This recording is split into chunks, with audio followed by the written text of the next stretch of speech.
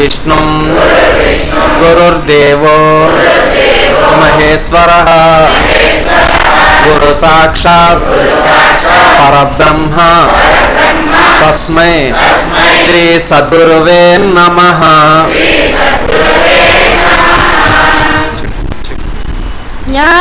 జ్ఞానమజ్ఞానముల మధ్యగ్రాలు నన్ను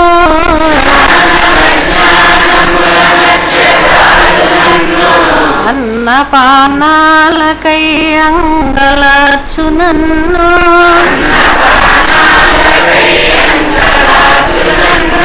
బహుళ తాపత్రయంబుల బడయు నన్ను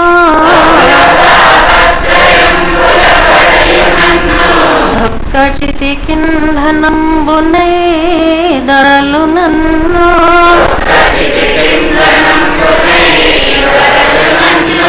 ఎటులగా చదవో నీలో నటుల చేర్చుకుందువో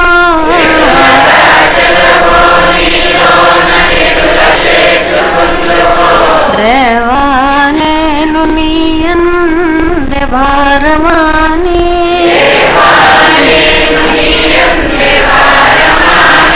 అద్దించు సుందురేయంబవళ్ళు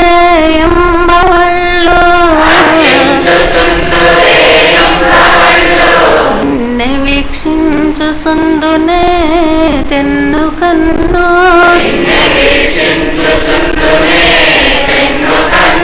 మలపి చూసిన నీరు పెతలియుచుండు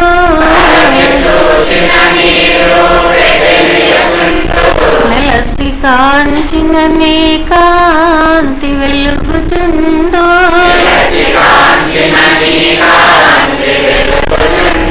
వెలసి చూసిన నీ పేర పలుకుచుండు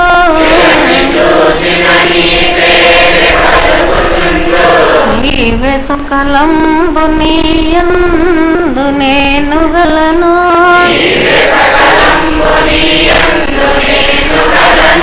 కడల జాలని పాతాళ వీధులందు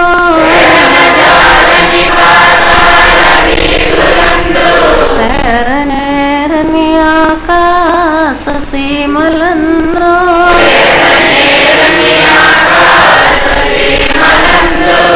ప్రాకనోపని జలధి గర్భములయందు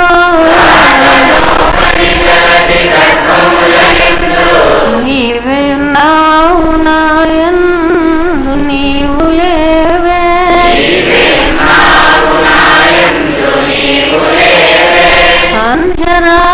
సంధ్యరాగంబులందును సస్సులందు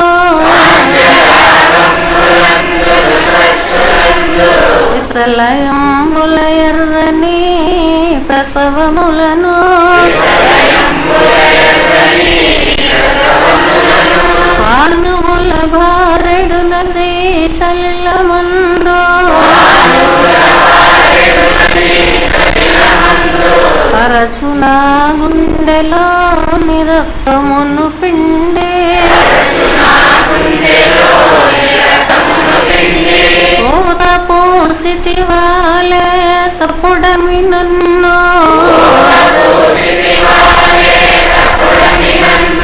పెట్టు కష్టాలు నే లెక్క పెట్టు నెడలా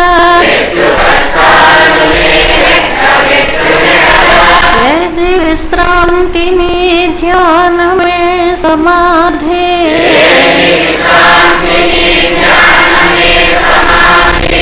ఏది అవధి నీ పూజ భీష్ట సిద్ధి పేరుగా చంతరములేదు వెదుకరాదు శాంతి గీతాలు పాడు శకుంతలములో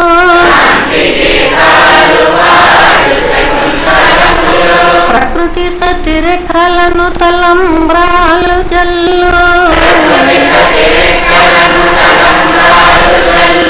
మగములకి లేచి నీ మహానతికి మృక్కు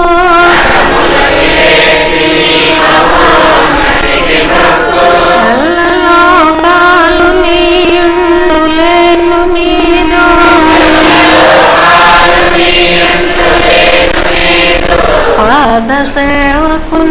సేవకునైననే పనికిరానే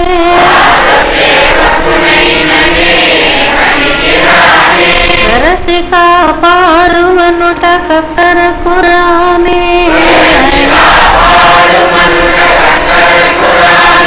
చూడు మీ నన్ననుటకు నోచుకొనలేదే బ్రహ్మోనాలో వసింపు మాలస్య వేళ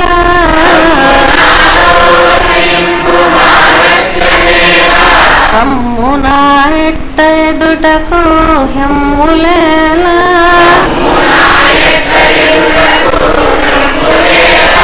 రేపనున్నది లేనే లేదు లేదు తండ్రి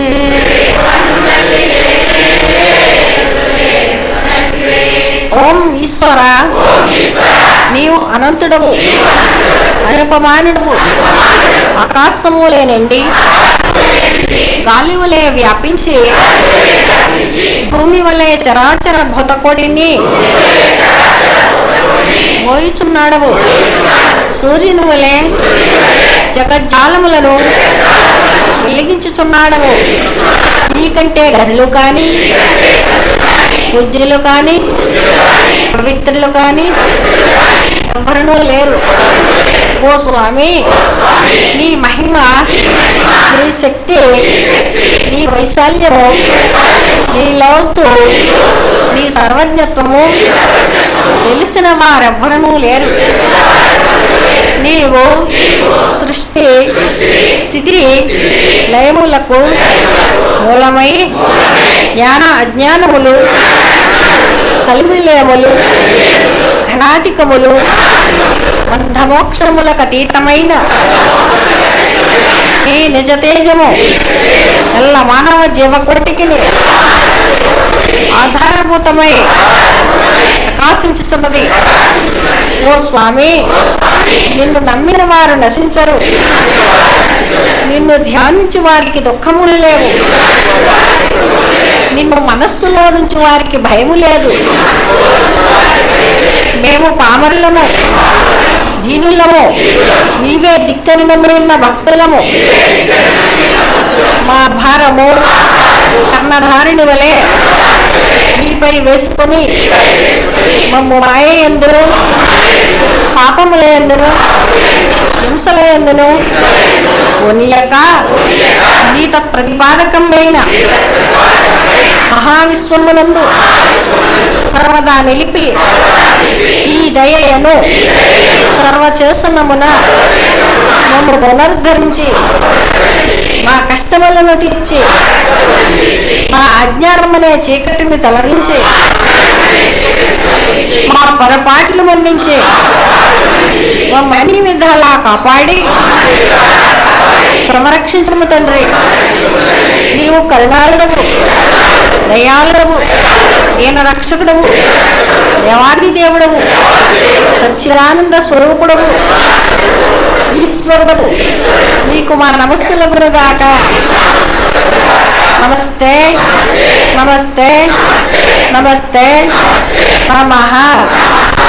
సహస్రశీర్షం దేవం విశ్వాచం విశ్వసింభవం విశ్వౌషేన్సా సద్గురం దేవమక్షరం పరమం పదం విశ్వతా పరమా నిత్యం విశ్వౌషేన్సా సద్గురుం హరిం విశ్వమేవేదం పురుషస్తద్విశ్వముపజీపతి ప్రతిం విశ్వస్యాత్మే సర్గం శాశ్వతకం శివమచ్యుతం విశ్వేన్సా సద్గురుమహాజ్ఞేయం విశ్వాత్మానం పరాయణం విశ్వేన్సా సద్గురు పరంజ్యోతిరాత్మా విశ్వేన్సా సద్గురు పరః విశ్వేన్సా సద్గురు పరం బ్రహ్మతత్వం విశ్వేన్సా సద్గురు పరః విశ్వేన్సా సద్గురు పరోధ్యాత ధ్యానం విశ్వేన్సా సద్గురు పరః యచ్చ కించిత్ జగత్ సర్వం దృశ్యతే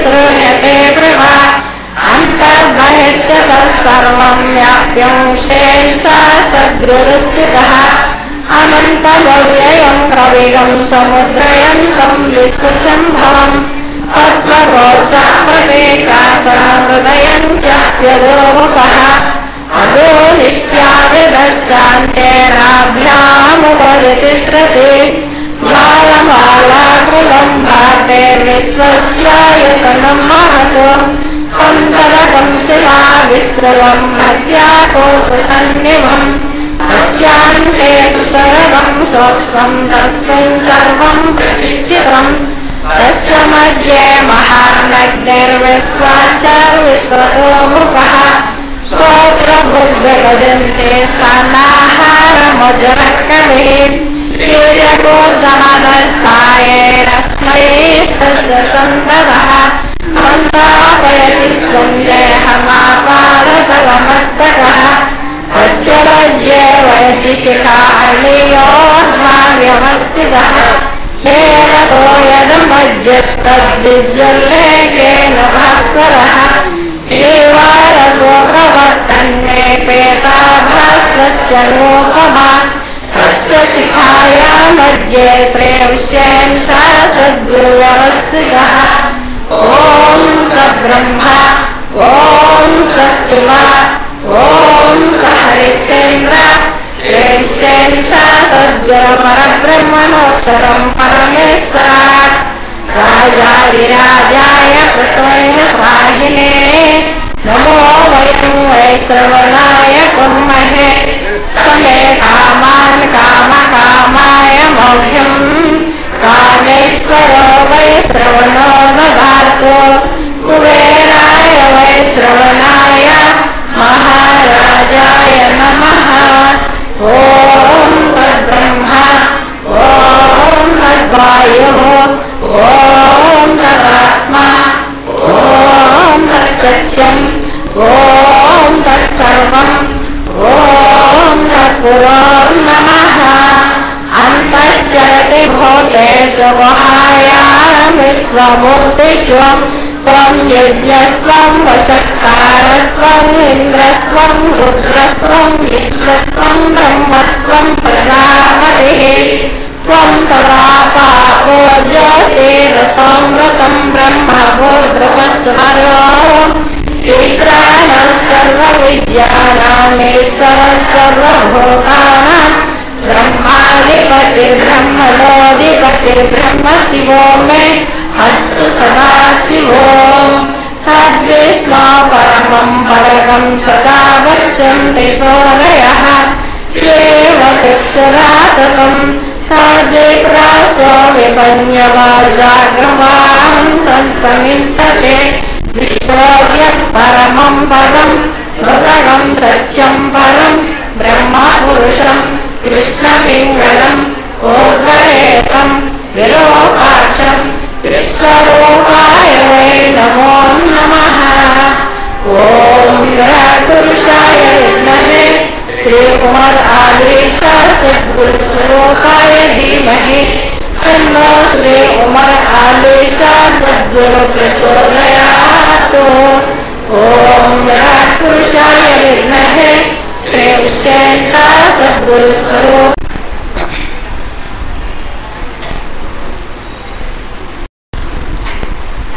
పువ్వుల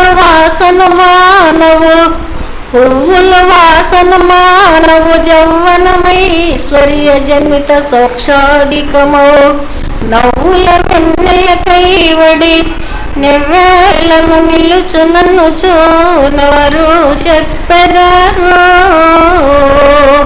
దీపమో బోలే నెట్లు వెల్గెదారు దీపమో బోలే నెట్లు వెల్గెదారు నా పుష్పమిది తునిగి అవనీరాలక మున్నే నా పుష్పమిది తునిగి అవనీరాలక మున్నే భావందరహిత దివ్యా ప్రచురము జయో ఎవరు చెప్పెదారు దీపమో బోలే నెట్లు వెల్గెదారు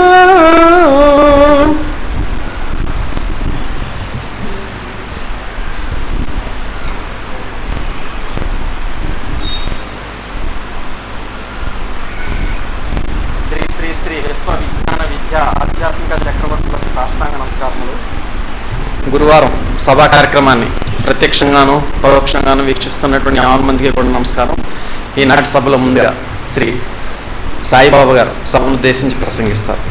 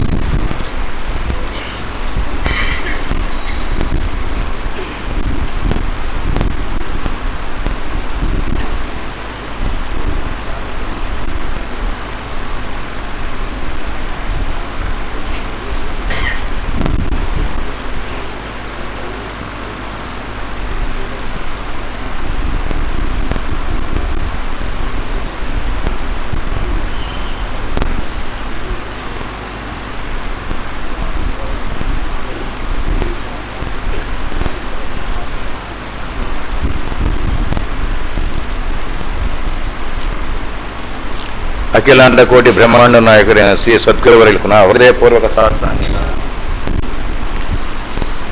సభ్యులకు సభ్యతలకు నా హృదయపూర్వక నమస్మాంజలు.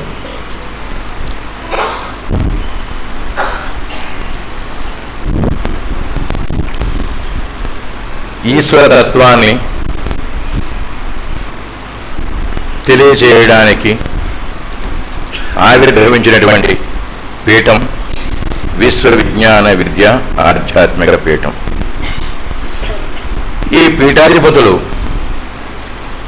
ఒక్కొక్కరు ఒక్కొక్క విధంగా తమని అనుసరించి వస్తున్నటువంటి సభా సభ్యులకి వారి వారి మనోభావాలకి అనుగుణంగా యద్భావం తద్భవతి. ఎంతవరకు సాధన చేస్తే, ఎంతవరకు సన్మార్గం వైపు నడిస్తే అంతవరకు నేను నీకు ప్రాప్తింపచేస్తాను అంటున్నారు. ఎన్నో నోములు నోచి ఎన్నో త్యాగాలు చేసి జన్మనిచ్చినటువంటి తల్లిదండ్రులు ఆ శిశువుకి గురువైతే, విద్యాబుద్ధులు నేర్పించినటువంటి గురువు మనం విద్యను ఆర్జించడానికి ఉపకరణంగా, గురువు మనం చేసేటువంటి తప్పిదాలని సరిదిద్ది మన జీవన మనుగడకు ఒక పునాది వేస్తున్నారు. పంచభూతమైనటువంటి మానవుడు 84 లక్షల జడజన్మలని క్షాళనం చేసుకుని ఆవిర్భవించినటువంటి ఉత్కృష్టమైనటువంటి జన్మగా పరిగణింపబడుతున్నటువంటి మానవుడు తిరిగి 84 లక్షల జడజన్మలకి పోకుండా సాయుధ్యం పొందాలంటే ఎలా? ఏ విధానంలో ప్రయాణం చేస్తే ఆ జీవుడికి ముక్తి వస్తుంది? ఏ రకంగా అతనిని, ఆ ఆత్మని ముక్తి స్వరూపముగా తీర్చిదిద్దాలి అనేటువంటి తపన పడేటువంటి ఏకైక తత్వవేత్త విశ్వవిజ్ఞాన విద్య ఆధ్యాత్మిక పీఠాధిపతులు. ఎందుకు అంత తపన పడుతున్నారు అంటే, ఆర్తితో స్వామి నీవే దిక్కు, నీ ఇష్టం, ఏం చేస్తావో నీవే భారం, నిన్ను నమ్మి నేను ఉన్నాను, నీ పాదరేణువుగా నన్ను స్వీకరించి కరుణించి కటాక్షించి నన్ను కృతార్థుని చెయ్యి స్వామి అని ఎవరైతే ఆర్తిగా ప్రార్థించి స్వామి యొక్క ప్రాపకాన్ని సంపాదిస్తారో వారిని ముక్త స్వరూపులుగా తీర్చిదిద్దడానికి ఆయన కంకణం కట్టుకుంటారు. మనం చేసేటువంటి స్వామి మనకి మహామంత్రాన్ని ప్రసాదించారు. ఆ మహామంత్రాన్ని మనం ఏ విధానంలో సాధన చేస్తే, ఎంత సాధన చేస్తే ఏ ఏ గతుల నుంచి మనం ముందుకెళ్తాము. మొట్టమొదటి మనకు ఉన్నటువంటి అరిషడ్ వర్గాలు, ఈ 6 కూడా మన ముక్తిని పొందడానికి అవరోధాలను సృష్టించడానికే అవి మనలో, మన రక్తంలో కలిసిపోయి ఉన్నాయి. ఉద్రేకం వచ్చినప్పుడు స్వామి అని చెప్పి మన మంత్రం చదువుకుంటే దాని యొక్క స్థాయిని ఆ మహామంత్ర ప్రభావం వలన అది రక్తంలో కలిసిపోయి ఆ శబ్ద తరంగాలు మనం చేసే ఉచ్చారణ మన శరీరంలోనే కలిసిపోయి మన రక్తంలోనే ఆ ఎగుడు దిగుడు స్వభావాన్ని మనలో ఒక చైతన్యాన్ని తీసుకొచ్చి మనల్ని దుష్ఫలితాల వైపు మనం తీసుకెళ్ళకుండా, దుర్మార్గపు ఆలోచనలు మనలో కలగకుండా సన్మార్గం వైపు ఆలోచింపచేసి మనకి ఆరోగ్యకరమైన ఆలోచనల్ని మన మస్తిష్కంలో సృష్టింపబడడానికి ఆ మహామంత్రమే ఉపయోగపడుతుంది. ఆ మహామంత్రం అమావాస్య చీకటిలో టార్చ్. మనం ప్రయాణం చేస్తున్నప్పుడు సహస్రారం వరకు కనుక మనం ప్రయాణం చేయగలిగితే కోటి సూర్యుల కాంతితో అక్కడ కూర్చుంటాడు స్వామి. అంతవరకు మనకు వెలుతురు కావాలి కదా.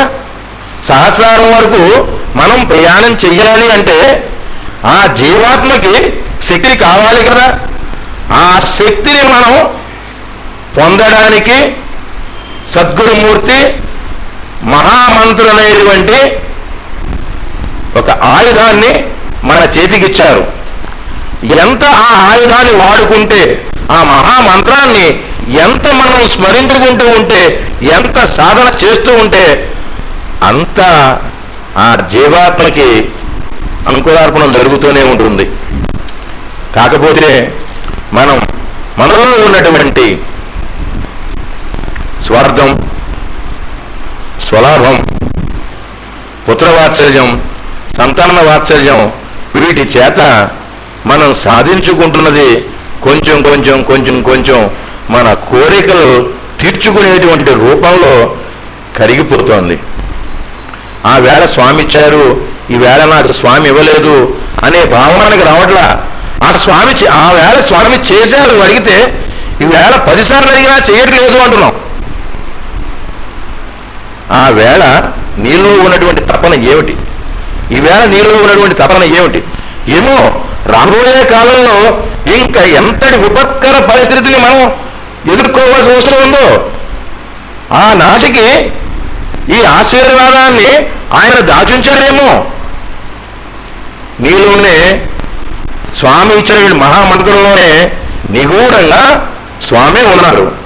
ఆ స్వామిని తెలుసుకోవాలి అంటే ఆ మహామంత్రమే మన దృష్టిని ఉంచి మనం కనుక ఆ మహామంత్రాన్ని కనుక స్మరించుకున్నట్లయితే స్వామి యొక్క రూపం మనకి తెలియబడుతుంది. ఏ విధంగా తెలియబడుతుంది? ఆయనకు ఒకే రూపం ఉందా? అభౌతికంగా ఆయనకి అనేక రూపాలు ఉన్నాయి. విష్ణుమూర్తి ఉన్నాడు, ఆయన మాయకు అతీతుడు, కానీ ఆయనకి కూడా జననం ఉంది, మరణం ఉంది. ఈశ్వరుడు సర్వశక్తి సంపన్నుడు, ఆయనకి మరణం లేదు, ఆయన అయోనిజుడు. కానీ శివకేశవునికి భేదం లేదు. అలాగే సద్గురుమూర్తి ఈశ్వరుడు అంతటి వాడు. ఆయన ఏం చెయ్యాలన్నా చెయ్యగలడు. మొన్న జరిగినటువంటి మహాశివరాత్రి పర్వదినాన్ని పశ్చిమ గోదావరి జిల్లా తాడేపల్లిగూడెం సమీపంలో ఉన్నటువంటి వీరంపాలెం గ్రామంలో స్వామికి సన్నిహితుడైనటువంటి గరిమెళ్ళ వెంకటరమణ శాస్త్రి గారు స్వామిని అక్కడికి ఆహ్వానించడం జరిగింది. అక్కడికి హైకోర్టు జడ్జీలు వచ్చారు, జిల్లా జడ్జీలు వచ్చారు, అందరూ వచ్చారు. వారు మన స్వామి గురించి అంటున్నటువంటి మాటలు పీఠాధిపతి అంటే నేను ఎంతెంతగానో ఊహించుకున్నాను. చాలా నిరాడంబరంగా ఉన్నారు. పైపెచ్చు ఏ మతాన్ని కూడా విమర్శించకుండా సాహిత్యం గురించే ఆయన మాట్లాడుతున్నారు.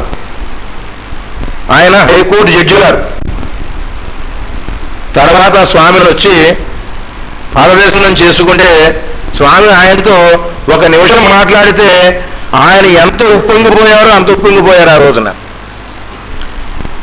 సాక్షా హైకోర్టు జడ్జి గారు స్వామిని ఆ విధంగా పొగుడుతుంటే వింటుంటే ఎంతో ఆనందం అనిపించింది. ఊళ్ళో జలవించిపోయింది. ఆయన స్థాయి హైకోర్టులో జడ్జి. స్వామి చెంతకు రావడం, ఆయన పాదాలు పట్టుకోవడం, ఆయన రాజధాని తీసుకోవడం అది తర్వాత విషయం. అంతకుముందు ఆయన అన్నటువంటి మాట, ఏ మతాన్ని ఎవరిని విమర్శించకుండా ఆయన చెప్పిన విషయం సాహిత్యం వైపే తీసుకెళ్తూ ఉంది అని. స్వామి ఆజ్ఞానుసారం వెంకటరమణ సిద్ధాంతి గారి అభ్యర్థన మేర పశ్చిమ గోదావరి జిల్లాలో ఉన్నటువంటి వాలంటీర్లని స్వామి అక్కడ సేవ చేయడానికి శివరాత్రి రోజున అనుమతి ఇవ్వడం జరిగింది. వారి కోరిక మీదట చేసినందుకు వారు స్వామిని అనేక విధాలుగా పొగుడుతూ స్వామిని ఎంతో ఎత్తుకు తీసుకెళ్ళిపోయి ఆయనే ఒక రసస్వరూపుడు అని చెప్పి వాళ్ళు స్వామిని శ్లాఘిస్తుంటే ఎంతో ఆనందం వేసింది. ఎంతో తృప్తిపడిపోయాం. ఒక డాల్ఫిన్ వాటర్ ప్లాంట్ అధినేత ఆయన అన్నటువంటి మాట, స్వామి యొక్క దృష్టి ఒక్క క్షణం పడితేట ఆయనలో ఒక చైతన్యవంతమైనటువంటి ఒక కళకి ఏర్పడిందట. వారిని సృజిస్తే ఇంకేమవుతుందో అని చెప్పి నేను ఇలా ఉన్నానండి అని చెప్పి ఆయన అభినందన సభ రోజున ఆయన తెలియజేయడం జరిగింది.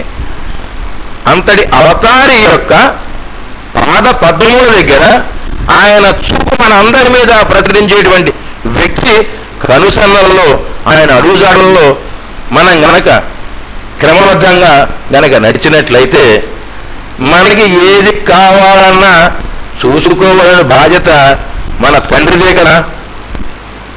పిల్లల బాధ్యత, పిల్లల సంరక్షకుడు తండ్రే. తండ్రి మాటకు జవదాటకుండా ఉన్నట్లయితే తండ్రి ఏ విధంగా ఆ బిడ్డను సాగుతాడో అదే విధంగా సాకి మన జీవాత్మకు ఉన్నటువంటి కళంకాన్ని తుడిచి పరమాత్మలో ఐక్యం చెందడానికి తన వంతు సహాయ సహకారాలు అందిస్తారని సదా స్వామి సేవలో మనందరం మసిలి స్వామి యొక్క కృప పొంది తరించాలని నా యొక్క మనవి. ఈ అవకాశాన్ని స్వామికి కృతజ్ఞతాభివందనలు. స్వామికి వెంకటరమణ సిద్ధాంతి గారు స్వామి యొక్క వాలంటీర్లు చేసినటువంటి సేవని ఆయన మెచ్చి స్వామికి చిరుకనుకుని పంపించారు. వారి తరఫున స్వామికి నేను అందజేస్తాను. స్వామిని స్వీకరించవలసిందిగా నా యొక్క మనవి.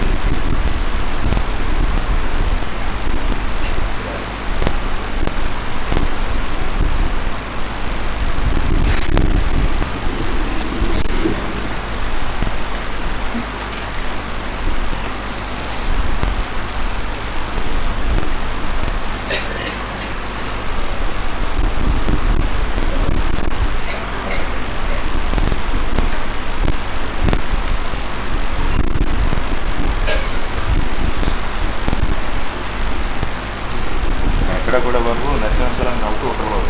ఖచ్చితంగా నేను చిద్విలాసంగా నవ్వుతున్నాను.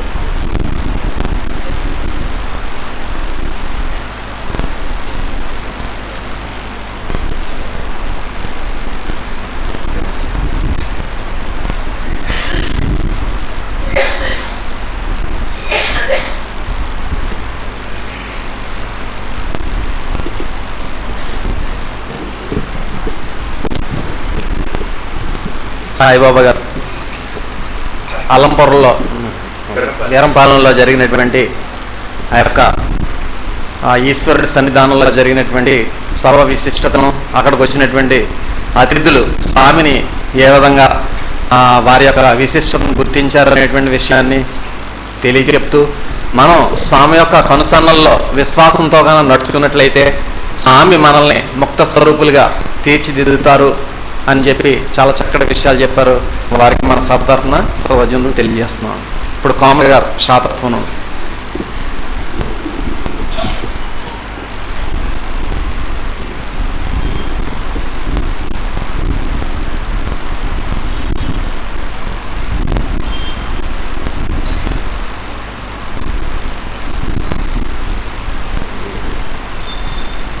శ్రీ శ్రీ శ్రీ విశ్వవిజ్ఞాన విద్యా ఆధ్యాత్మిక పీఠాచార్యుల వారికి సాష్టాంగ నమస్కారములు.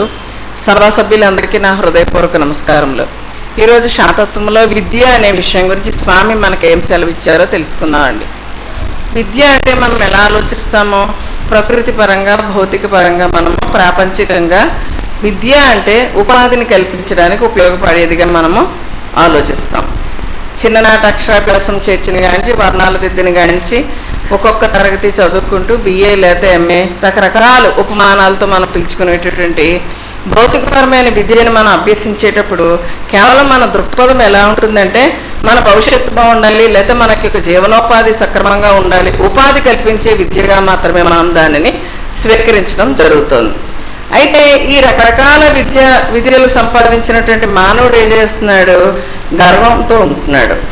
ఎందుకంటే శాస్త్రపరంగానో సాంకేతిక పరంగానో భౌతిక శాస్త్రం అయితే, రసాయనిక శాస్త్రం అయితే అందులో చాలా లోతులకి వెళ్ళి పరిశోధనలు చేసి గ్రహాంతరాలకు కూడా వెళ్ళి ఈవెన్ చంద్రమండలం మీద కూడా కాలిపెట్టి రకరకాల అద్భుతాలని తన యొక్క విద్య ద్వారా స్వాధించి మానవుడు గర్విష్ఠిగా మారుతున్నట్టండి. ఎంత గర్విష్ఠిగా మారుతున్నాడంటే విద్యాధికుడైనటువంటి మానవుడు ఇంకా ముందుకు వెళ్ళి ఈశ్వరుడు అనేవాడే లేడని నాస్తికుడు అయిపోతున్నాడు. ఒక హేతుబద్ధంతో మాట్లాడుతూ నిరీశ్వరుడు అవుతున్నాడు అంటున్నారు స్వామి.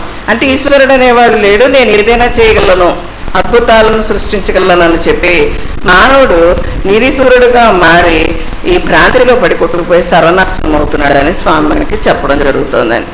అయితే స్వామి ఏం చెప్తున్నారంటే విద్య అనేది ఎలా ఉండాలటండి? వినయాన్ని విధేయతని కల్పించాలటండి మనకి. అదే ఉపనిషత్కారులు మనకి చెప్పారటండి, విద్యా ప్రమాణం వినయ విధేయ. అది విద్యా ప్రమాణం వినయం విధేయ అంటే విద్యకు కొలమానం అతని యొక్క వినయంలోను విధేయతలోనే మనకి తెలియబడుతుందండి. దానికి స్వామి ఒక ఉదాహరణ కూడా చెప్పారు.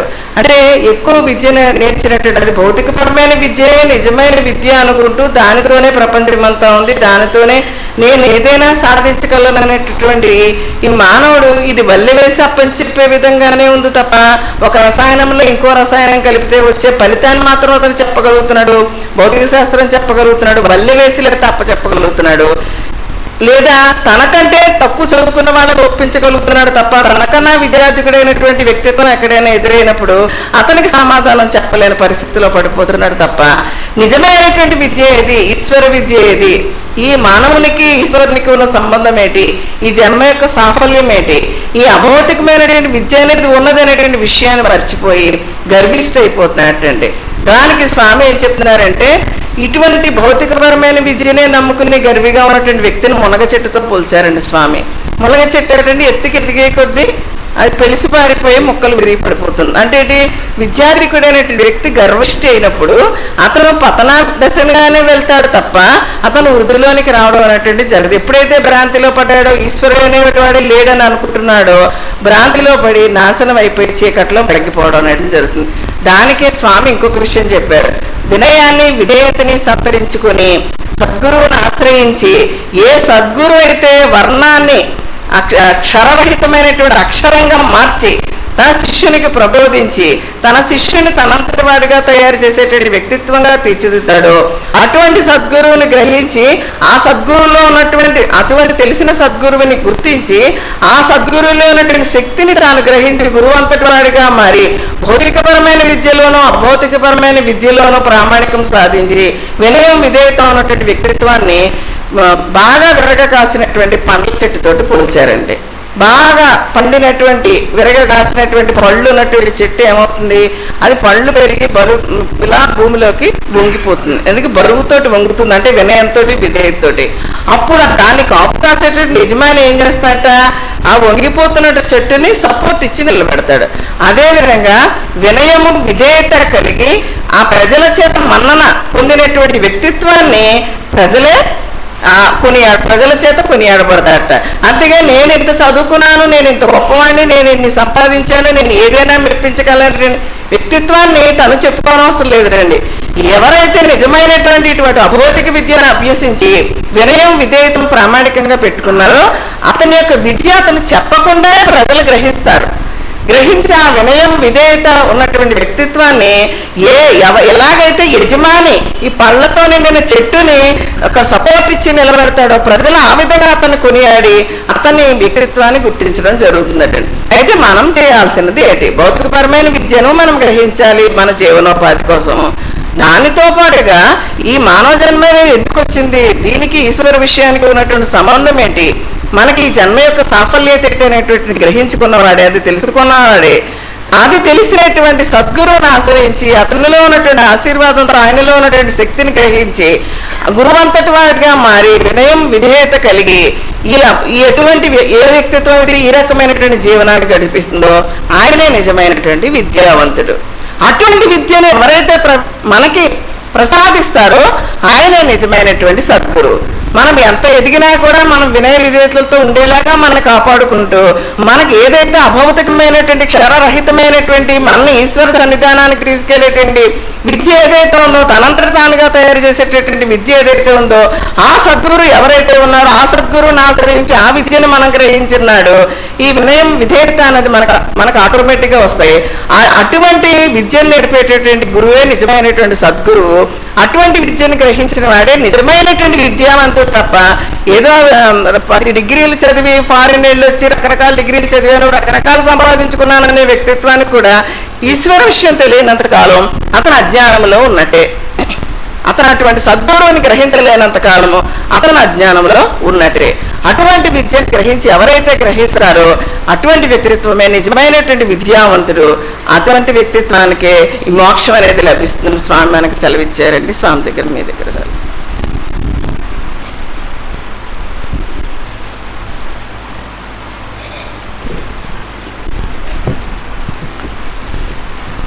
భౌతికమైనటువంటి విద్య మనకి ఉపాధి కల్పించేటటువంటి విద్యని, ఆ విద్యతో పాటు అభౌతికమైనటువంటి ఈశ్వర రహస్యాన్ని, నేను అనేటువంటి ఈశ్వర రసస్వరూపాన్ని గ్రహించేటటువంటి విద్యను కూడా, ఆ అక్షరరహితమైనటువంటి మహామంత్రాన్ని సద్గురువు మనకు ఉపదేశించి మనకి వినయం విధేయతను కూడా ప్రసాదించి మనకి ముక్త స్వరూపులుగా తీర్చిదిద్దేటటువంటి విద్య కూడా అవసరం అని చెప్పి, అటువంటి విద్యను ప్రబోధించేటటువంటి సద్గురువే యథార్థమైనటువంటి సద్గురువు అని చెప్పి, అందుచేత భౌతికమైనటువంటి విద్యతో పాటు అభౌతికమైనటువంటి ఆ విద్య కూడా అవసరం అని చెప్పినటువంటి కోమల్ గారికి సభ తరపున అభినందనలు.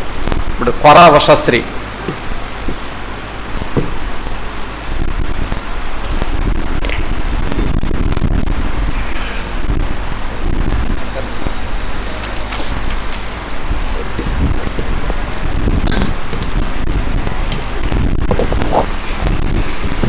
విశ్వవిజ్ఞాన విద్యాధ్యాపక పీఠాధిపతులు డాక్టర్ వరాలి షా సుగ్రవరేలుపని సాష్టాంగ నమస్కారములు.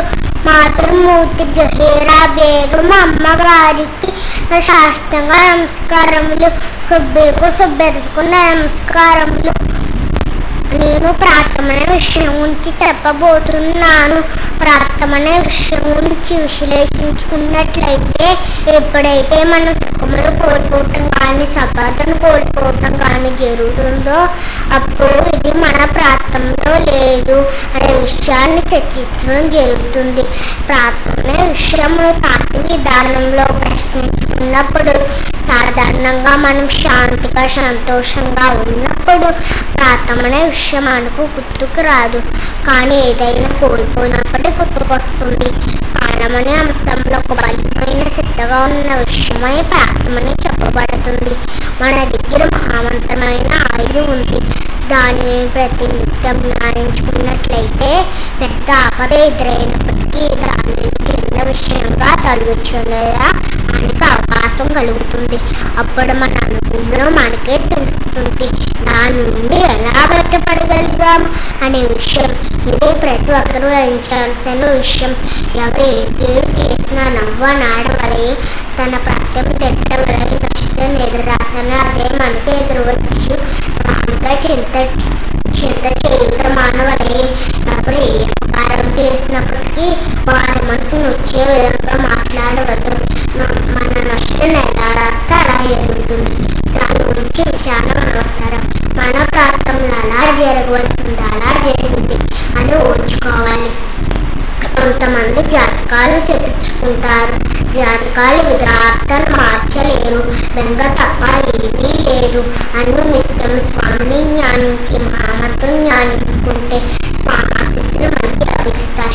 ఈ అవకాశం ఇచ్చిన హృదయ నివాసైన నా సుగ్రవరేకుల శాస్త్రంగా నమస్కారం. Very good. వారి తల్లిదండ్రులు రండి. కొర్రా సూర్బాబు వారి శ్రీమతిగా. మరి ఉషాశ్రీ ఎంత చక్కగా చెప్పిందో చూడండి. ఎవరు ఏ కీడి చేసినా మనం బాధపడకూడదట. అదే మన నష్టం రాసి ఉంది కాబట్టి దాన్ని స్వీకరించమని చెప్పి దాని చేత జాతకాలు చెప్పించుకోకండి. జాతకాలు చెప్పించుకుంటే దానివల్ల ఎటువంటి ఉపయోగం లేదు. మహామంత్రం చదువుకుని చక్కగా స్వామి యొక్క జ్ఞానాన్ని సంపాదించుకోండి అని చెప్తుంది. అని చేత జాతకాల జోలికి వెళ్ళకండి. స్వామి చెప్పినటువంటి విషయాలన్నీ కూడా చాలా చక్కగా వివరించింది. ఆ అమ్మాయికి అభినందనలు.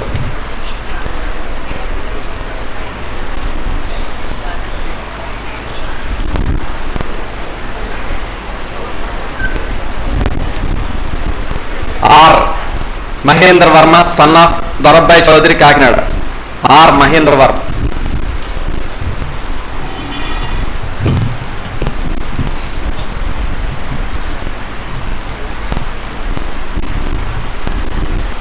గురు బ్రహ్మ గురు విష్ణు గురుదేవో మహేశ్వరః గురు సాక్షాత్ పరబ్రహ్మ తస్మై శ్రీ సద్గురువే నమః.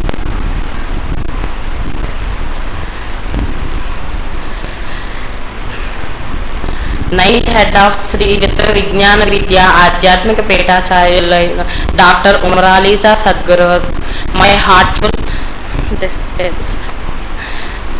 all the disciples of Dr. Umralisa Sadguru Varya, my heartful pranam.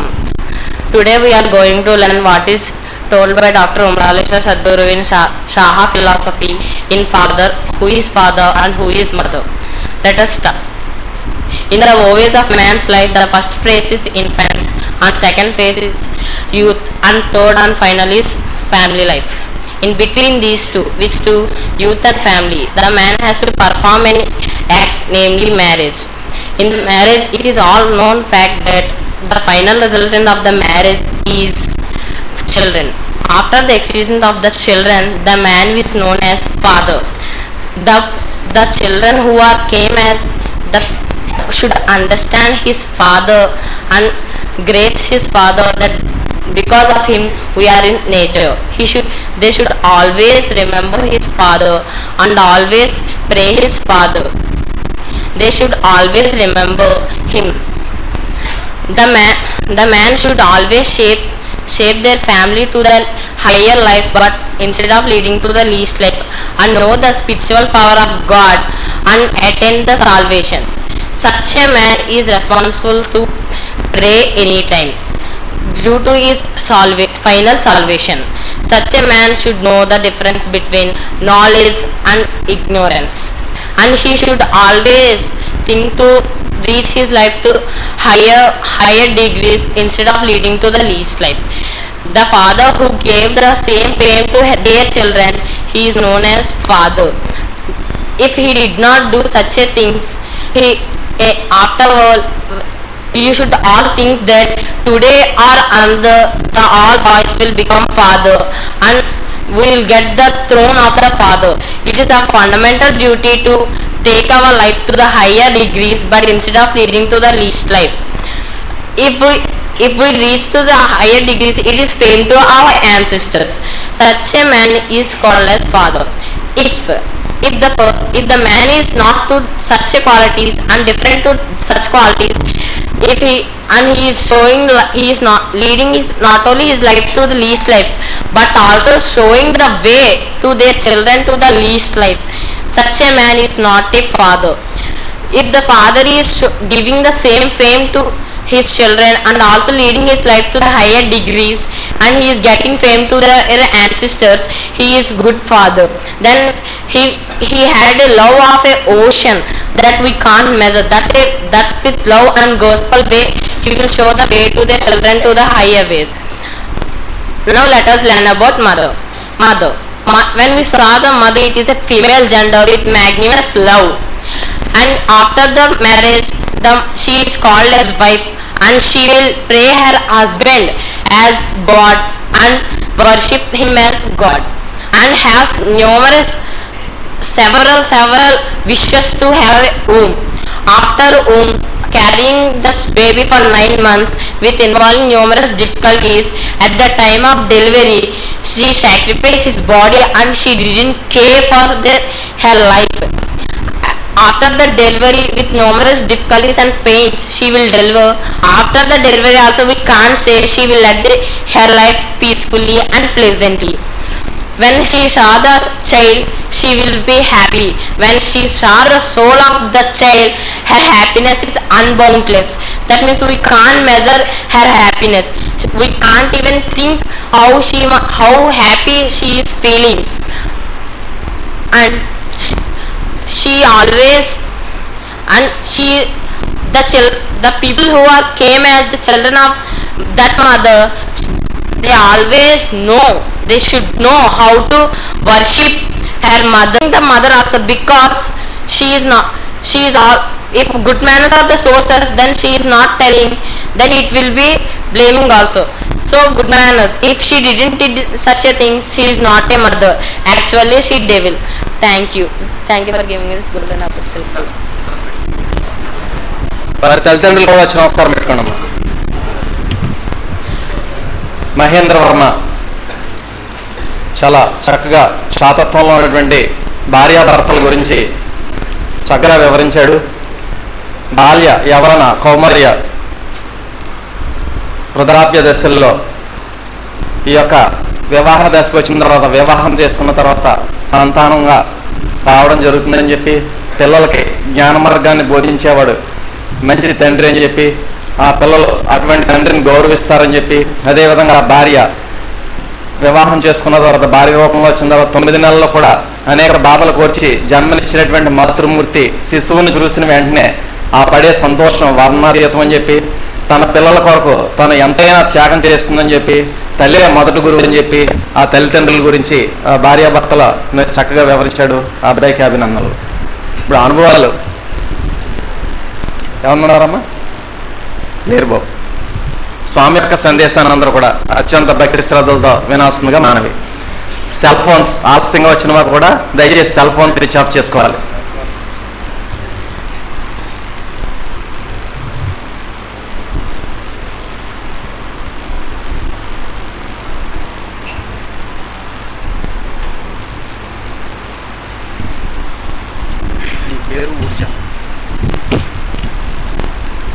మాది పశ్చిమ గోదావరి జిల్లా అత్తిలి గ్రామం అండి. నా పేరు ధనలక్ష్మి, అత్తిలి నుంచి వచ్చారండి.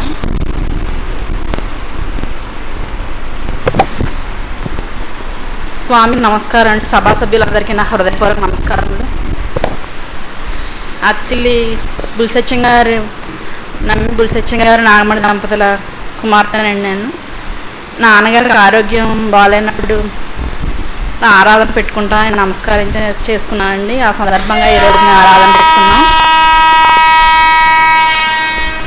మాకు 3 తరాల నుంచి మేము స్వామిని, మా తాతయ్య గారు ఈ పప్పల స్వామి గారు అండి తేతల్ని, ఈ సింహాద్రి గారు మా మేనమామ గారు. అక్కడి నుంచి ఆ అమ్మగారు తర్వాత నేను, మా నమ్మి నాగమణి గారి తర్వాత నేనండి. నా తర్వాత మా పాపలకు కూడా మహామంత్రం ఇప్పించాను. ఇప్పుడు మాకు 4 తరాల నుంచి ఈ పీఠంలో సభా సభ్యులు అని తెలియజేస్తున్నా అండి. స్వామి ఉపన్యాసంలో చెప్తారండి, నాకు స్టేజ్ ఫియర్ అండి, ఇలా నుంచొని మాట్లాడలేను. ఇదే మొదటిసారి స్వామి దగ్గర నిలబడి మాట్లాడడం. ఇలా మాట్లాడగలడం, అత్తిల్లో ఆశ్రమంలో కూడా నుంచొని మాట్లాడగలను కూడా స్వామి దయ వల్ల నేను ఇలా నుంచొని మాట్లాడగలను. అంటే స్టేజ్ ఫియర్ అండి, భయం, మాట్లాడలేను. విడిగా మాట్లాడతాం కానీ బయట నలుగురిలో సభాముఖంగా మాట్లాడాలంటే భయం. స్వామి ఉపన్యాసంలో చెప్తాడు, చిన్నవి నైత్య భావములు చెందగా అజాండం పట్టుకొమ్ము. కోరికలు అనే రూపంలో కాకుండా నేను చిన్నప్పటి నుంచి మా అమ్మగారి దగ్గర ఇట్లా స్వామి దగ్గరికి వస్తాండి. మాకు స్వామి నాకు ఏది అవసరం, ఏ టైంకి ఏది కావాలో అవి నేనేం అనుకోకుండా వచ్చి ఎప్పుడు దర్శనం చేసుకోవడం, వెళ్ళిపోవడం. ఏది కావాలో నాకు అది ఆ టైంకి ఏది ఏది అవసరం అయితే అది ఇస్తున్నారండి. అది విశ్వాసంతో వచ్చిందే కానీ ఏది ఇది కావాలి బాబు నాకు ఇది అని అడగడం, ఎప్పుడు మాట్లాడడం లేదండి. నాకు 2 పాపలండి. మా అత్తోళ్ళకి 4 పోర్షన్లు పెంకిటీలు చిన్నది. పాపలు పెద్దవాళ్ళు అయ్యే టైం వచ్చింది.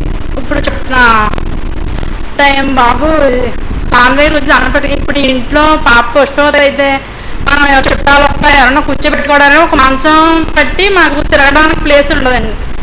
ఎవరైనా వచ్చినా కూర్చోడానికి ఉండదు ఎలాగా అని మనసులో అనుకునేదాన్ని నేను మామూలుగా. అనుకుంటే ఒకరోజు మా నాన్నగారు నేను కూరగాయలు కోసుకుంటే 9 ఆ టైంకి ఉదయం వచ్చి స్థలం తీసుకున్నానని రిజిస్ట్రేషన్ కానీ తీసుకొచ్చి రిజిస్టర్ ఆఫీస్కి తీసుకెళ్ళారు. తీసుకెళ్ళి రిజిస్ట్రేషన్ చేయించారండి. తర్వాత వెంటనే ఇల్లు పని కూడా మొదలుపెట్టారండి. అయిందండి. మేము ఆ గృహంలోకి వెళ్ళిన 7 నెలలకి పాప పుష్పవతి అయిందండి. నేను ఎప్పుడు మన స్వామిని అడగడం కానీ లేదా వచ్చి నమస్కారం చేసుకుంటే అలా నాకు ఏ టైంకి ఏది కావాలో అది అన్నీ అభౌతికంగా అలా జరుగుతున్నాయండి. ఒకసారి నేను వంటగదిలో కూర్చొని అది మా అత్తవారి పెంకిటీలు 4 పర్సెంట్ అని చెప్పాను కదండి. పెద్ద గది, తర్వాత వంటగది ఎదరండి, ఆగ్నేయాన్ని ఎదరి ఇదిలో పెట్టుకున్నాం.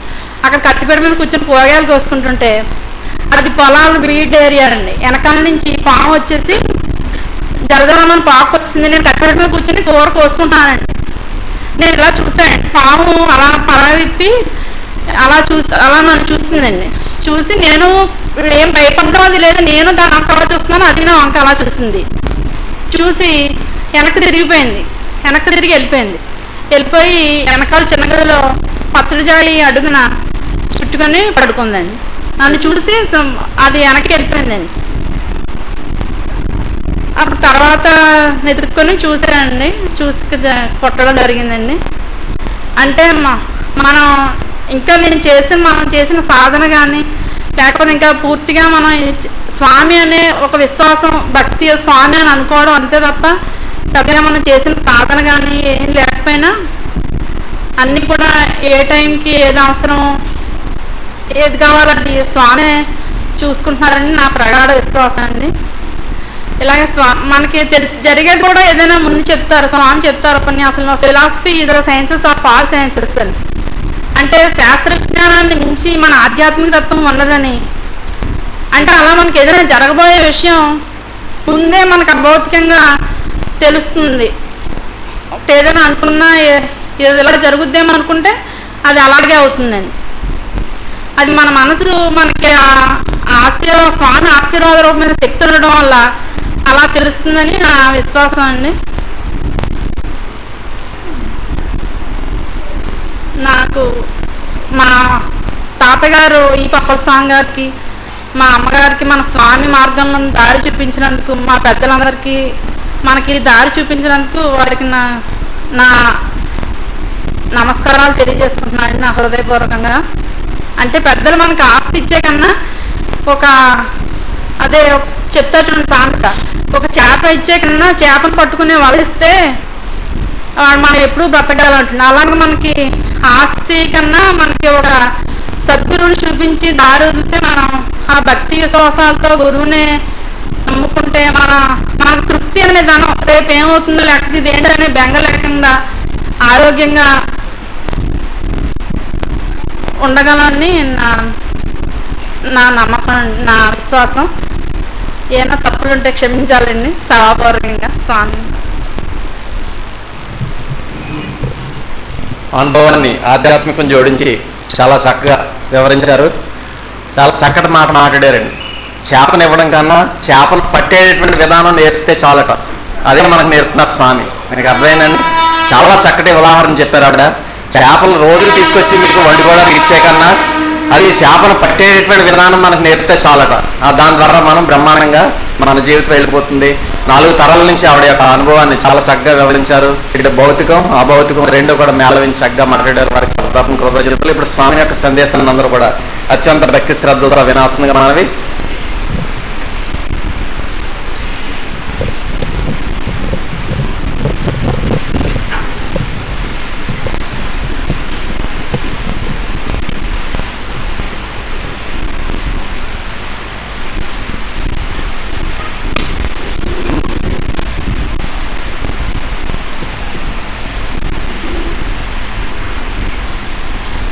శ్రీ విశ్వ విజ్ఞాన విద్యాధ్యాత్మిక పీఠ సభాసభ్యులకు, సభ్యేతరులకు, పరోక్షంగా అంతర్జాలం ద్వారా ఈ కార్యక్రమాలను వీక్షిస్తున్నటువంటి సభ్యులకు నా హృదయపూర్వక మనస్సువాంజలులు.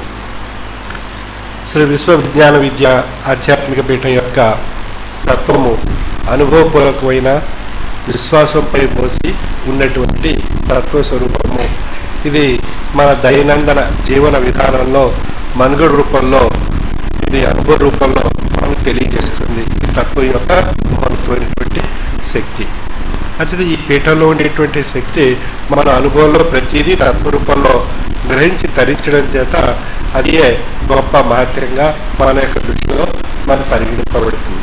ఆ విధమైనటువంటి మహత్యాలు మన యొక్క దైనందిన జీవన విధానంలో నిత్యం పొందుతూ తరిస్తూ ఉండేటువంటి అవకాశం మనకు స్వామి యందు మహామంత్ర యందు ఉన్నటువంటి పరిపూర్ణమైనటువంటి భక్తి విశ్వాసం చేత మనం పొంది తరించేటువంటి అవకాశం ఉంది.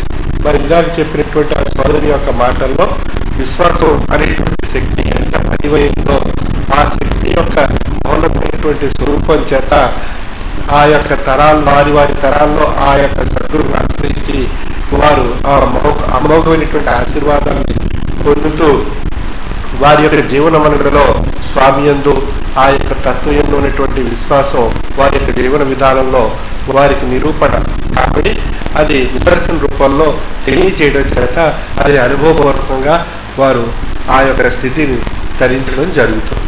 ఆ అనుభవపూర్వకమైనటువంటి స్థితే మనకు అది గొప్ప మహత్యంగా పరిగణింపబడుతుంది. మహత్యాలు అన్నప్పుడు సాధారణంగా మనం ఏ దృష్టితో ఆలోచిస్తూ ఉన్నప్పుడు మనం ఏదో ఒక వస్తువును సృష్టించో లేదా ఒక వస్తువును మాయింపజేసినట్లయితే అది మహత్యంగా మనం భావిస్తున్నాం. అది కనికట్టు విషయం మాత్రమే తప్ప అది ఇంద్రజాలికుడు చేయగలుగుతున్నారు. ఇతర ఆ యొక్క విద్య తెలిసినటువంటి ఏ ఒక్కరైనా కూడా అటువంటి ఇంద్రజాల స్వరూపమైనటువంటి కనికట్టు విద్యను ఎవరైనా చేయగలుగుతారు. కానీ అనుభవంలో పొంది తరించేటువంటి మహత్యం మాత్రం మనం పొందాలి అన్నట్లయితే అది స్వామి ఉన్నటువంటి పరిపూర్ణమైనటువంటి భక్తి విశ్వాసం చేత మనం ఆ పొందినటువంటి తత్వం యొక్క విధానం మన యొక్క జీవన మనుగడతో అన్వయింప చేసుకుని నిరూపణ కాబట్టి అది నిదర్శన రూపంలో మనకు తెలియబడడం చేత అది గొప్ప శాశ్వతమైనటువంటి మహత్యంగా మనకు నిరూపణ కాబడుతుంది. అంటే ఒక వస్తువును మాయింపజేసి కానీ ఒక వస్తువును పుట్టించడం కానీ అటువంటిది అది కేవలం తాత్కాలికం, అది కనికట్టు విద్యగా ఇంద్రజాలికం చేసేటువంటి విద్యగా మాత్రమే పరిగణింపబడుతుంది తప్ప అది మహత్యం కాదు. కానీ మనకు ఆ సమయంలో అది ఒక మహత్యంగానో ఒక అమోఘమైనటువంటి అపూర్వమైనటువంటి ఒక శక్తిగానో మనం భావిస్తాం తప్ప అది మనసు ఆ సమయంలో కొంత మనకి ఒక విధమైనటువంటి ఆసక్తి కలిగించినప్పటికీ అది తాత్కాలికమైనటువంటి స్వరూపంగా మాత్రమే తెలియబడుతుంది తప్ప అది మహత్యం కాదు. ఇందాక మన చిన్నారి చెప్పినటువంటి మాటలో జ్యోతిష్లో చూసి జ్యోతిష్కాన్ని బట్టి మనం నమ్మి మన యొక్క జీవితాల్లో వ్యధల్ని అంటే బాధల్ని తీసుకుని రాకూడదు అని చెప్పడం జరిగింది. సూఫీ వేదాంత దర్శనంలో ఒక పద్యం ఉంది జ్యోతిష్కం గురించి. జ్యోతిష్కులు పెట్టేటువంటి ఆ యొక్క విషయాలు మన మనసుని హత్తుకొని అది మనసుని బాధ పెట్టడం తప్ప అది ఏది పరిష్కారం కావు. దానివల్ల ఏ విధమైనటువంటి లబ్ధి మనకు ఉండకపోవడమే కాకుండా దానివల్ల మనకు మనోవ్యాధి మనం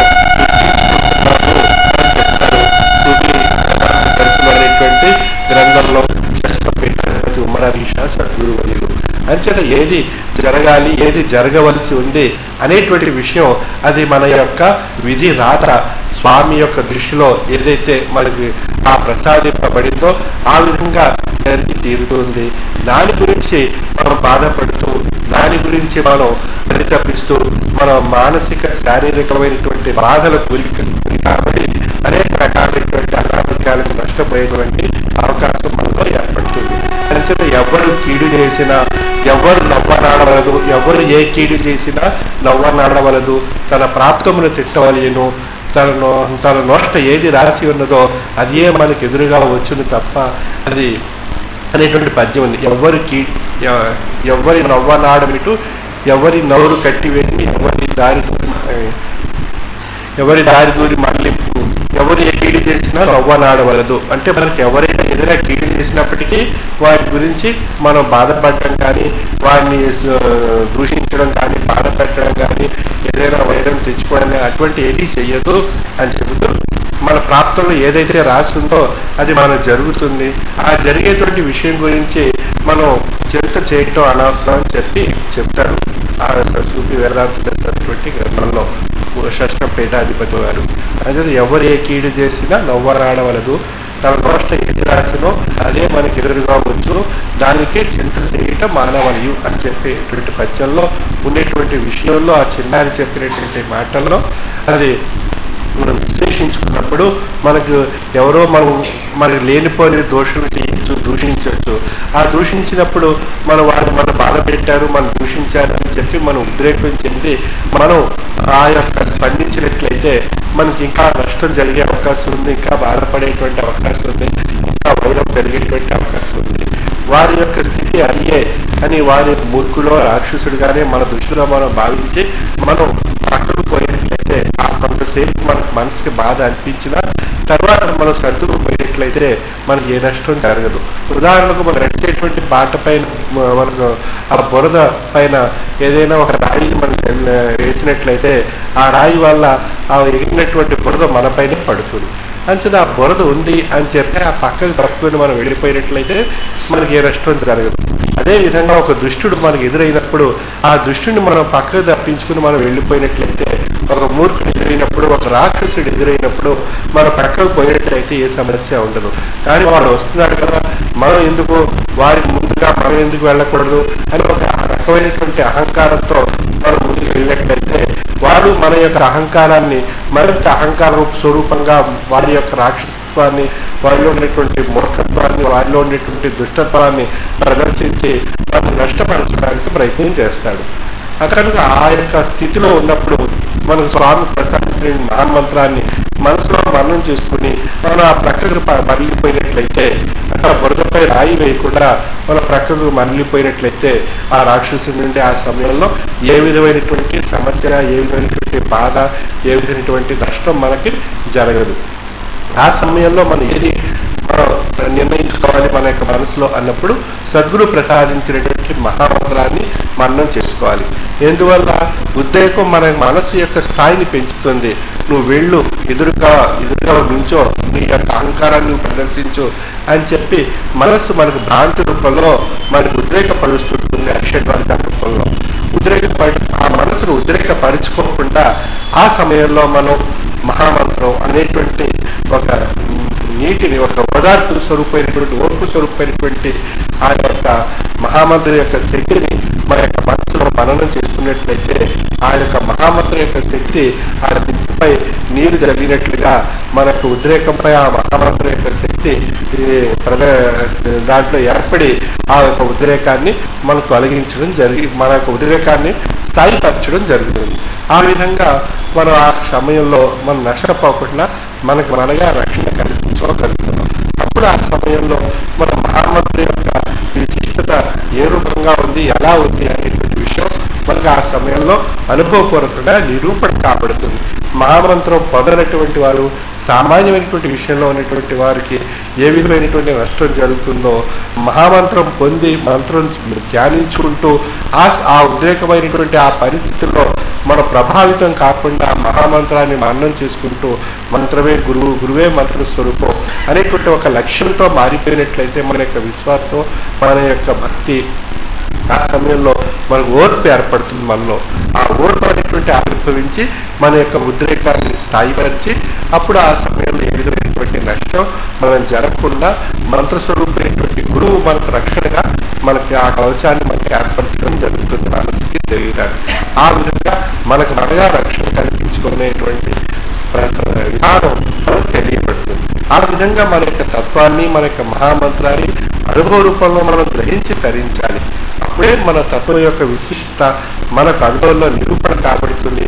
ఆ నిరూపణ కాబడినటువంటి విషయం మనకి యథార్థంలో మన దృష్టికి, మన మనసుకి తెలియబడటం చేత అది శాశ్వతమైనటువంటి నిదర్శనమైనటువంటి మన మనసుకి సాక్షాత్కారం కాబడేటువంటి నిరూపణ కాబడినటువంటి మహత్యంగా మనకు తెలియబడుతుంది.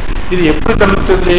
మనం ఎల్లప్పుడూ స్వామి యందు మహామంత్ర మననం చేత మనం ఉన్నట్లయితే మనలో ఉండేటువంటి భక్తి, విశ్వాసం ఆ యొక్క లక్ష్యాన్ని ఏర్పరిచి ఆ లక్ష్యం చేత మన స్వామి యొక్క అభౌతికమైనటువంటి ఆశీర్వాదాన్ని మనం పొందడం చేత మనకు ఆ సమయంలో ఆ స్వామి యొక్క రక్షణ కవచం మన యొక్క మనసుని ఆవహించి మన యొక్క మనసులో ఉండేటువంటి ఉద్రేకం యొక్క స్థాయిని తొలగించి స్థాయిపరిచి మనకు ఆ సమయంలో రక్షణ కవచం కింద స్వామి యొక్క స్వరూపం మనలో ప్రసరింపబడుతుంది.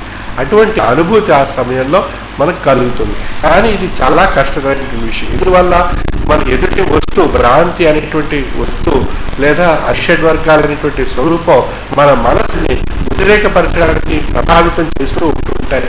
ఆ ఎదుట వస్తువులు పెట్టి ఒక అహంకార స్వరూపమైనటువంటి వస్తువుని కానీ, ఒక అసహజన్యమైనటువంటి ఒక వస్తువుని కానీ, స్వరూపాన్ని కానీ పెట్టి మన యొక్క మనసుని ఉద్రేకపరుస్తుంటాయి అరిషడ్వర్గాలు. అందువల్ల మనం మనసు ఉద్రేకపడేటువంటి స్థితికి మన శరీరం కూడా దాన్ని అనుసరించి ప్రయాణం చేయడం చేత మనసు, శరీరం రెండు ఉద్రేకింపడం చేత ఆ సమయంలో మనం ఏం చేస్తున్నాం ఏంటి అనేటువంటి విషయం ఆలోచన కోల్పోయి ఆ సమయంలో మన చేతుల్లో ఏది ఉండదు. అదంతా కూడా ఆ ఉద్రేక స్వరూపమైనటువంటి లక్షణాలుగా మారిపోతుంది శరీరంలోనూ మనసులోనూ కూడా. అంతే ఆ స్థితి రాకుండా దాన్ని మొదట్లోనే తుంటి వేయాలి అన్నట్లయితే మనకు ఆ ఉద్రేకం ఏర్పడుతుంది అనే స్థితి మనం ఎప్పుడైతే మనకు ఆ సమయం ఆసన్నం అవుతుందో వెంటనే మహామంత్రాన్ని మన చెంతనటువంటి ఆయుధం మహామంత్రము. ఆ మహామంత్రాన్ని అనేక మార్లు మన్నం చేసుకుంటూ స్వామి స్వామి అనుకుంటూ ఆ మహామంత్రాన్ని మన్నం చేసుకుంటూ కొద్ది క్షణాల పాటు, కొంత సమయం పాటు మనం ఆ యొక్క మహామంత్రం యొక్క దీక్షలో లీనం కాబడినట్లయితే మనస్సు అప్పుడు స్థాయి నెమ్మదిగా అది తన సామాన్యమైనటువంటి స్థాయికి వచ్చి అప్పుడు తన యొక్క ఉద్రేకాన్ని కోల్పోయి స్థాయిపరుచుకుని మనసు స్థాయిపడడం చేత శరీరం దాన్ని అనుసరించినటువంటి శరీరం కూడా అది ఆ మనసును అనుసరించి పనిచేసి ఆ యొక్క విధంగా శరీరం, మనసు రెండు కూడా ఒక నిర్మలమైనటువంటి స్థాయికి వచ్చినప్పుడు మనకు ఆలోచన శక్తి ఏర్పడి అప్పుడు మన యొక్క తాత్విక భావంతో ఆలోచిస్తాం. ఆ సమయంలో ఆ విధమైనటువంటి తాత్విక భావం యొక్క స్వరూపం యొక్క ఆలోచన మన యొక్క మనుడిలో మనకు అనుభవ రూపంలో తెలియజేయడానికి స్వామి మనకు మహామంత్రం, తాత్విక జ్ఞానము అనేటువంటి రెండు వస్తువులు మౌనమైనటువంటి సంపదను మనకు ప్రసాదిస్తున్నారు. ఆ సంపద మనం పొందుతూ మన జీవన విధానంలో మనం అనుసరిస్తూ ఆచరిస్తూ గడిస్తూ మన సంతతి కూడా ఆ విధమైనటువంటి సంపద ఇచ్చినట్లయితే అది శాశ్వతమైనటువంటి సంపద. ఆ సంపద మళ్ళీ మన తదుపరి సంతతికి ఆ విధంగా తరతరాలుగా ఆయా కాలాల్లో ఉండేటువంటి పితాధిపతులను అనుసరిస్తూ ఆ సంపద పొందినట్లయితే ఆ సంపద మన యొక్క భౌతిక జీవన మనుగడలో శాంతిని, తృప్తిని ప్రసాదించడమే కాకుండా మన యొక్క భౌతిక జీవన విధానంలో వచ్చేటువంటి అలజడి నుండి అశాంతి, అసంతృప్తి, ఆందోళన అనేటువంటి అనేక రకాలైనటువంటి విషయాల నుండి మనం తొలగించి మనని ఎప్పుడూ కూడా ఆ స్వామి యొక్క లక్ష్యంలో ఉండేటువంటి అవకాశాన్ని మనకు కలిగిస్తుంది. అంటే చిన్నవి నైత్య భావం జంతగా అజాండం పట్టుకోము అన్నారు. అయితే మనం అజాండం పట్టుకుంటే అన్నీ లభిస్తాయి. అజాండం వదిలేసి చిన్న విషయాల గురించి మనం ప్రార్థనాడితే చిన్న విషయాలే మనం పొందుతాం. తదుపరి అది ఆ సమయం, ఆ కాలం ఆసన్నం అయిన తర్వాత అది కోల్పోతాం. తర్వాత మళ్ళీ కొత్త విషయాలు పుడుతూ ఉంటాయి, కొత్త విషయాలు పుడుతుంటాయి, కొత్త ఆశలు ఏర్పడుతుంటాయి, కొత్త కోరికలు ఏర్పడుతుంటాయి, కొత్త విధానాలు ఏర్పడి మన యొక్క మనుగడలో మన యొక్క మనసులో అనేక రకాలైనటువంటి భ్రాంతిజన్యమైనటువంటి ఆశలు రేపి కోరికల రూపంలో మనని ఆ ఉద్రేకాన్ని కలిగించి అనేక రకాలైనటువంటి సమస్యలకు, బాధలకు, నష్టాలకు, దుఃఖాలకు కారణం కాబడేటువంటి స్థితి మనలో ఏర్పడుతుంది. అంటే మనం ఆ విషయాలకు దూరంగా ఉండాలి, ఎప్పుడూ శాంతిగా, తృప్తిగా, సంతోషంగా, సుఖంగా, ఆరోగ్యంగా, ఆయుష్తో మనం జీవించాలి అన్నట్లయితే తాత్విక భావనతో కూడినటువంటి మానసిక వ్యవస్థను మనలో ఏర్పరచుకోవాలి. వాటితో పాటు ఆ యొక్క ఆలోచన స్వరూపమైనటువంటి శక్తి నిరంతరం అది తాత్వికమైనటువంటి మానసికమైనటువంటి విధానంలో మన యొక్క మనసు ప్రయాణం చేయాలి అన్నట్లయితే దానికి శక్తి కావాలి. ఆ శక్తియే మహామంత్రము. అంటే ఆ మహామంత్రం గురువు అనేటువంటి మంత్రమే గురువే మంత్ర స్వరూపం. మంత్రాన్ని ఎప్పుడైతే ధ్యానించుకుంటున్నామో గురు స్వరూపం మనలో ధ్యానింపబడుతుంది. ఆ గురు స్వరూపం ధ్యానింపబడడం చేత ఆ గురు స్వరూపమైనటువంటి శక్తి మన యొక్క జీవాణువుల్లో ఆశీర్వాద రూపమైనటువంటి శక్తిని ప్రసాదిస్తుంది. అది జీవాణువులను ప్రభావితం చేస్తుంది. ఆ జీవాణువుల్లో ఒక ఉత్కృష్టమైనటువంటి శక్తి ఏర్పడుతుంది. అది జీవ చైతన్య పరిణామ రూపమైనటువంటి శక్తి. ఆ శక్తి మనసుకి, శరీరానికి ఒక అమోఘమైనటువంటి శక్తిని ప్రసాదించి ఆ మనసులో ఏర్పడేటువంటి ఉద్రేకాన్ని, ఆ శరీరంలో ఏర్పడేటువంటి మనసు దాని శరీరంలో ఏర్పడేటువంటి ఆ ఉద్రేకాన్ని స్థాయిపరుస్తుంది. ఆ విధంగా జీవ చైతన్య పరిణామ రూపమైనటువంటి శక్తి మహామంత్రం ద్వారా మనకు అనుభవ రూపంలో పొంది ధరింప చేసుకోవడం చేత మనకు ఓర్పు అనేటువంటి లక్షణం మన యొక్క జీవితానుభవంలో అనుసరించి ధరించడం జరుగుతుంది. అందుకని ఓర్పు అనేటువంటి చాలా కష్టతరమైనటువంటి విషయం. ఆ యొక్క కష్టతరమైనటువంటి విషయాన్ని మనం ఎప్పుడు సాధ్యపరుచుకోవాలి అన్నప్పుడు ఆ సమస్య, ఆ స్థితి, ఆ ప్రదేశంలో మనం ఆ యొక్క ఆ ఓర్పు అనేటువంటి విషయాన్ని మహామంత్రం ద్వారా పొంది మనం ఆ యొక్క సమయంలో ఆ ఓర్పు అనేటువంటి లక్షణాన్ని మనం పొందినట్లయితే అప్పుడు మహామంత్రంలో ఉండేటువంటి శక్తి ఏ రూపంగా ఉంది అనేటువంటి విషయం మన యొక్క మనసు ద్వారా మన యొక్క మహామంత్రాన్ని మనం పరీక్షించుకోవడానికి, మన గురువుని మనం పరీక్షించుకోవడానికి కూడా మనకు ఆ సమయం మనకి ఏర్పడుతుంది. అప్పుడే మనకు ఆ సద్గురు యొక్క నిజమైనటువంటి యథార్థమైనటువంటి తేజస్సుని మనం పొంది తరించడానికి అవకాశం ఉంది. కానీ ఆ సమయంలో మన గురువుని మర్చిపోతాం, మన చుట్టుప్రక్కల ప్రదేశాన్ని మర్చిపోయి మనలో ఉండేటువంటి అహంకారం, మనలో ఉండేటువంటి ఆ ఉద్రేకం చేత చుట్టుప్రక్కల ఉన్నటువంటి విషయాన్ని మర్చిపోయి ఆలోచన కోల్పోయి మనలో మనం ఏం జరుగుతుందో మనకు తెలియకుండా మనం ఆ యొక్క నష్టానికో, దుఃఖానికో, బాధకో, మనం ఆ హింసకో గురి కాబట్టి మనకు ఆ యొక్క సమయం మనం కోల్పోవడం చేత మనం ఆ స్థితి వల్ల అనేక విధాలైనటువంటి సమస్యలు మనలో ఏర్పడుతుంటాయి.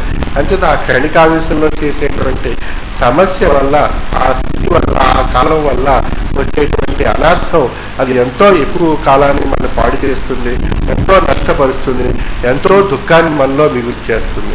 అంచేత జీవితంలో మనకి 70% పైన దుఃఖంతో మనం ఉంటున్నాం, కష్టాలతోనో, బాధలతోనో ఉంటున్నాం. మిగతాదంతా కూడా మనం 2-3% మాత్రమే మనం సంతోషం, సుఖం అనేటువంటి అనుభవిస్తూ ఉంటాం. అంటే దుఃఖం యొక్క శాతం ఎక్కువగా ఉండి సుఖం యొక్క శాతం చాలా తక్కువగా, అత్యల్పంగా మనలో ఏర్పడుతుంది.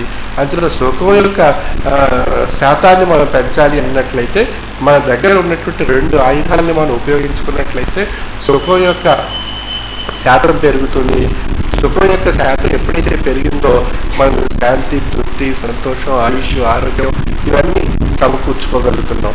అంటే దుఃఖం యొక్క శాతాన్ని తగ్గించుకుంటూ సుఖం యొక్క శాతాన్ని పెంచుకోవడానికి మనకు అనుభవ రూపంలో, తత్వ రూపంలో, మహామంత్ర రూపంలో మనకు ప్రసాదించినటువంటి లోతునటువంటి తాత్విక జ్ఞానాన్ని మనం నిరంతరం మనలో ఆ జ్యోతి స్వరూపాన్ని మనం వెలిగించుకుంటూ మహామంత్రాన్ని మననం చేసుకుంటూ మన దైనందిన జీవన విధానంలో, సంసార బంధాల్లో ఉండేటువంటి విషయాన్ని అనుసరిస్తూ మనం ప్రయాణం చేసేట్లయితే అదంతా ఒక గొప్ప తపస్సుగా మనకు తెలియబడుతుంది.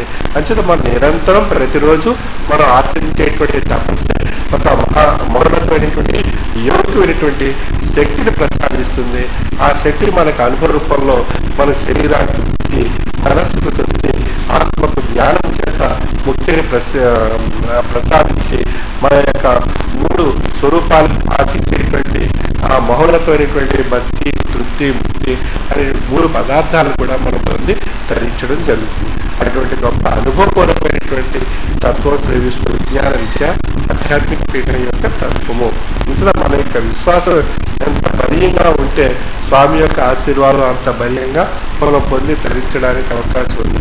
అటువంటి అనుభవపూర్వకమైనటువంటి స్థితిని మన యొక్క జీవన విధానంలో మనం పొందుతూ మన సంతతి కూడా ఆ యొక్క తాత్విక జ్ఞాన సంపదను, మహామంత్రం యొక్క శక్తిని వారికి కూడా ఆ యొక్క శక్తిని, ఆ సంపదను మనం ఇచ్చి మన సంతతితో మనం ఆనందాన్ని పొందుతూ మనతో మన సంతతి కూడా ఆనందాన్ని పొంది ధరింప చేసుకునేటువంటి ఒక గొప్ప ఆధ్యాత్మిక బాంధవ్యాన్ని ఏర్పరచుకున్నట్లయితే దానికి మించినటువంటి స్వర్గం లేదు, దానికి మించినటువంటి సుఖం లేదు, దానికి మించినటువంటి సంతోషం లేదు. అంచేత సుఖము, శాంతి, సంతోషము, స్వర్గం అనేటువంటి అన్నీ కూడా అది మనలోనే ఉన్నాయి. మనం స్పందించేటువంటి, మనం ప్రభావితం కాబడేటువంటి విషయాన్ని బట్టి ఆయా పదార్థాలు మనకు లభిస్తుంటాయి. అయితే మనం ఒక దుష్టత్వంతో కూడినటువంటి ఆలోచనతో మనం ప్రభావితం కాబడినప్పుడు దుఃఖాలు ఏర్పడుతుంటాయి. ఒక మంచి సత్ప్రవర్తనతో సద్విషయంగా ఉన్నప్పుడు మనకు సద్భావాలు ఏర్పడుతుంటాయి. ఆ సద్భావాల చేత మనకు శాంతి, సంతోషం, సుఖము, ఆరోగ్యము, ఆయుష్ ఏర్పడుతుంటాయి. అంటే మనలోనే ఆ 2 ఉన్నాయి. ఆ రెండింటినీ మనం ఏది ఆస్వాదించాలి, ఏది స్వీకరించాలి అనేటువంటి మనోభావాలతో కూడినటువంటి నిర్ణయాత్మకమైనటువంటి విషయం మనం విశ్లేషించుకున్నట్లయితేనే మనకు తెలియబడుతుంది. అటువంటి విశ్లేషణ మనం కావాలి అన్నట్లే, ఆ విశ్లేషణ జరగాలి, మనలో ఏర్పడాలి అన్నట్లయితే మనకు అది తాత్వికమైనటువంటి జ్ఞానం చేత ఆ విశ్లేషణ ఏర్పడుతుంది. అసలు మంచి చెడుల యొక్క విశ్లేషణ ఆధ్యాత్మిక తాత్విక జ్ఞానం చేత పొంది తరించేటువంటి అవకాశం ఉంది. అంతేత ఆ మంచి చెడుల యొక్క విశ్లేషణ చేత మనలో రాక్షసుడు అనేటువంటి వాడు చెడుగా ఉన్నాడు, మంచి అనేటువంటి విషయం ఈశ్వరుడుగా ఉన్నాడు. అంటే మనలో ఈశ్వరుడు, రాక్షసుడు అనేటువంటి ఇద్దరు మనలో ఉన్నారు. మన ఆలోచన భావం చేత మనలో రాక్షసుడు ఉన్నాడా, మనలో ఈశ్వరుడు ఉన్నాడా అనేటువంటి విషయం మన యొక్క మనోవిజ్ఞానం చేత, తాత్విక విజ్ఞానం చేత మనం విశ్లేషించుకున్నట్లయితే మనలో ఎవరున్నారనేటువంటి విషయం మనకే నిరూపణ కాబడుతుంది. అంటే మనలో ఎవరున్నారనేటువంటి విషయం మనం విశ్లేషించుకోవడానికి తాత్విక యోగికమైనటువంటి జ్ఞానాన్ని పొంది మనలో ఉండేటువంటి రాక్షసుడిని తరిమివేసి ఈశ్వరుని ఆహ్వానించుకుని ఈశ్వరుని మనలో ప్రతిష్ఠింపజేసుకున్నట్లయితే మనలో ఈశ్వరత్వం ఏర్పడుతుంది. ఆ ఈశ్వరత్వమే జ్ఞానము చేత ముక్తి అనేటువంటి స్వరూపాన్ని తెలియజేస్తుంది. ఆ విధంగా మనలో ఉండేటువంటి జీవుడు నేననేటువంటి స్వరూపంగా తెలియబడుతున్నాడు. ఆ నేననేటువంటి స్వరూపంగా తెలియబడేటువంటి జీవుడే బ్రహ్మస్వరూపం.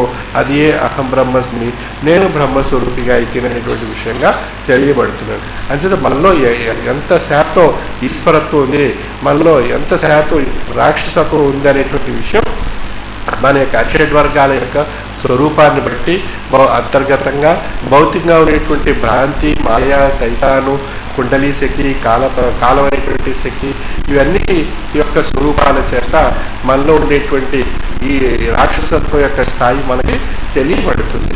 అంచేత రాక్షసత్వం, ఈశ్వరత్వం అనేటువంటి స్థాయిని బట్టి మన యొక్క మనలో ఆయా విషయాలు మనలో ఏర్పడుతుంటాయి. వాటిని మీరు విశ్లేషింపజేసుకునేటువంటి శక్తి మనకు మేధాశక్తి సృష్టికర్త ప్రసాదించాడు.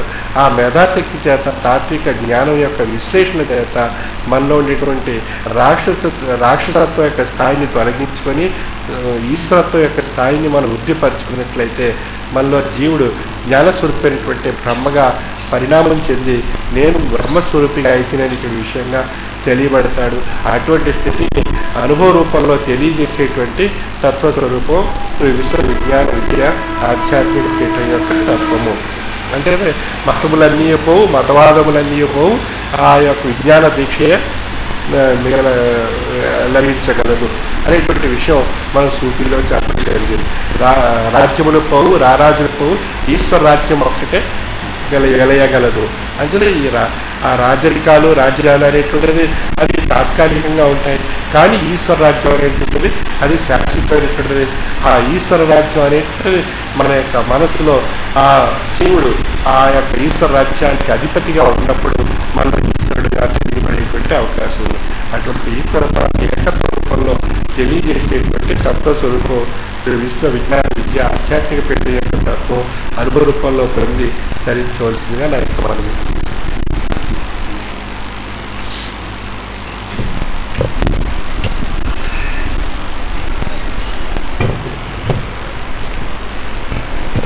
ఉన్నటువంటి మహామంత్రాన్ని మన పిల్లలకు కూడా మనం ఆ మహామంత్రాన్ని అనేటువంటి సంపదని మనం ఇచ్చినట్లయితే వారు శాశ్వతమైనటువంటి సంపదను వారు సంపాదించుకుని మంచి తృప్తిగా జీవించగలుగుతారు. అదేవిధంగా ఆ మహామంత్ర మననం ద్వారా జీవ చైతన్య శక్తి మనలో ఏర్పడి మనలో ఈ యొక్క ఉద్రేకం యొక్క స్థాయి తగ్గించబడి ఓర్పు సహనం మనలో అలవాటేటట్టు చేస్తుందని చెప్పి స్వామి తెలియజేస్తున్నారు. ఆ క్షణికావసరంలో తీసుకునేటటువంటి ఆ నిర్ణయాల నుండి ఉపశమనం కలిగేటటువంటి విధానం కూడా మనకి మహామంత్ర మననం ద్వారా లభిస్తుంది. అదేవిధంగా సుఖం యొక్క స్థాయి పెరిగేటట్టు చేస్తుంది మహామంత్రం. ఈ తాత్విక జ్ఞానం అనేటువంటిది మనం పొందడం ద్వారా అదే ఒక గొప్ప తపస్సుగా మనల్ని భావించమంటున్నారు స్వామి.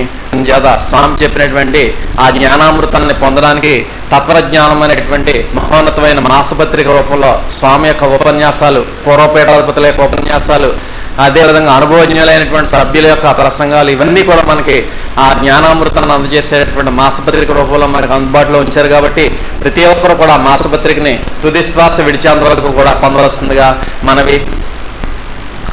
తర్వాత వచ్చే గురువారం 11వ తేదీ ఏప్రిల్ ఉదయం 9 గంటలకి ఉగాది మహాసభ.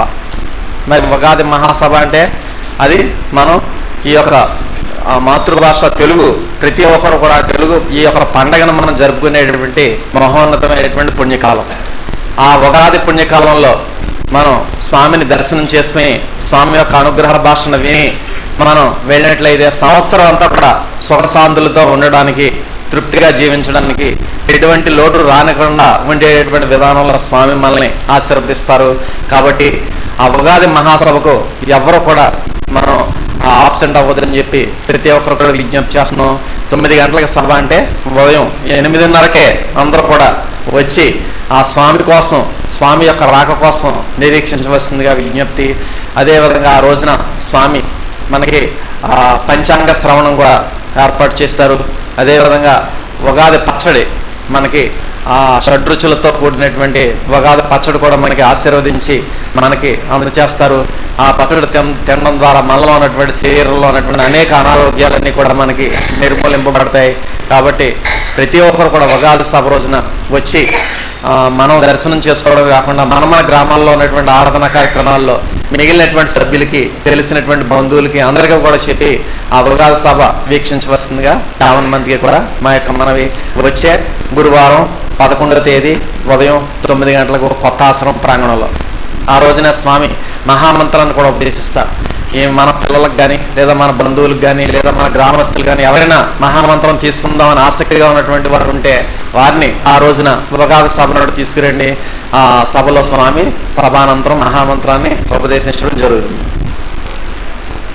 తర్వాత ఏప్రిల్ 7వ తేదీ ఆదివారం ఉదయం 9 గంటలకి నూతన ఆశ్రమ ప్రాంగణంలో పరిసరాల పరిశుభ్రత కార్యక్రమం ఏర్పాటు చేయబడింది. కాబట్టి పిఠాపురం, విరవాడ, కాకినాడ, అచ్చంపేట, కంతరాడ, మల్లం, కోలంక, రాపర్తి, గొల్లప్రోలు, నాగులపల్లి, రవణక్కపేట, మాదాపురం ఇంకా ఇతర గ్రామాల సభ్యులు, ఆసక్తి ఉన్నటువంటి ఇతర గ్రామాల సభ్యులు కూడా వచ్చి 7వ తేదీన ఆదివారం ఉదయం 9 గంటలకి నూతన ఆశ్రమ ప్రాంగణాన్ని పరిశుభ్రం చేయవలసిందిగా విజ్ఞప్తి. 11వ తేదీ మనం సభ జరుపుకోవాలంటే మరి ముందుగా వచ్చి మనం ఆశ్రమాన్ని పరిశుభ్రం చేయాల్సిన బాధ్యత మన మీదే ఉంది. కాబట్టి ప్రతి ఒక్కరు కూడా వచ్చి ఈ ఆశ్రమ పరిశుభ్రత కార్యక్రమంలో పాల్గొనవలసిందిగా మనవి. తర్వాత రేపు శనివారం 6వ తేదీ స్వామి యొక్క కార్యక్రమాలు సామర్లకోర ఉదయం 9:30 to 11 గంటల వరకు సభ దర్శనాలు. అదేవిధంగా మల్లిసాల్లో కూడా సామర్లకోట ఎంఆర్ఓ ఆఫీస్ దగ్గర, అదేవిధంగా మల్లిసాల ఉదయం 11:30 to మధ్యాహ్నం 1 గంటల వరకు సభ మరియు దర్శనాలు. లింగంపర్తిలో కూడా సాయంకాలం 4 గంటల నుంచి 5:30 గంటల వరకు కూడా సభ దర్శనాలు. ఇది శనివారం నాడు, రేపు ఎల్లుండి శనివారం 6వ తేదీ ఉదయం సామర్లకోట, మల్లిసాల, సాయంకాలం లింగంపల్లి. ఆ పరిసర గ్రామాల సభ్యులందరూ కూడా అక్కడికి విచ్చేసి స్వామి యొక్క ఆశీర్వాదం పొందవలసిందిగా మనవి.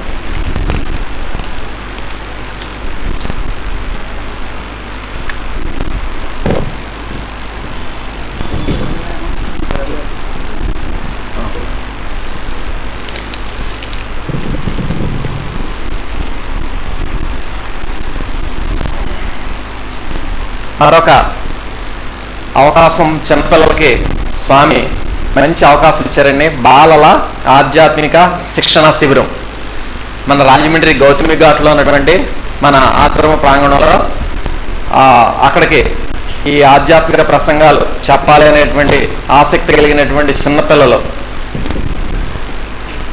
రాజమండ్రి గౌతమి ఘాట్లో ఉన్నటువంటి ఆశ్రమానికి 5 సంవత్సరాల నుంచి 12 సంవత్సరాలు వాళ్ళ పిల్లల యొక్క వయసు 5 సంవత్సరాల నుంచి 12 సంవత్సరాల వరకు వయసు ఉన్నటువంటి వారు పాల్గొనడానికి అవకాశం ఉంది. ఆ తల్లిదండ్రులు, తల్లి కానీ తండ్రి కానీ ఎవరో ఒకరు మాత్రం కూడా రావాలి, అంతేగాని పిల్లలను పంపించేసి వదిలేద్దాడు.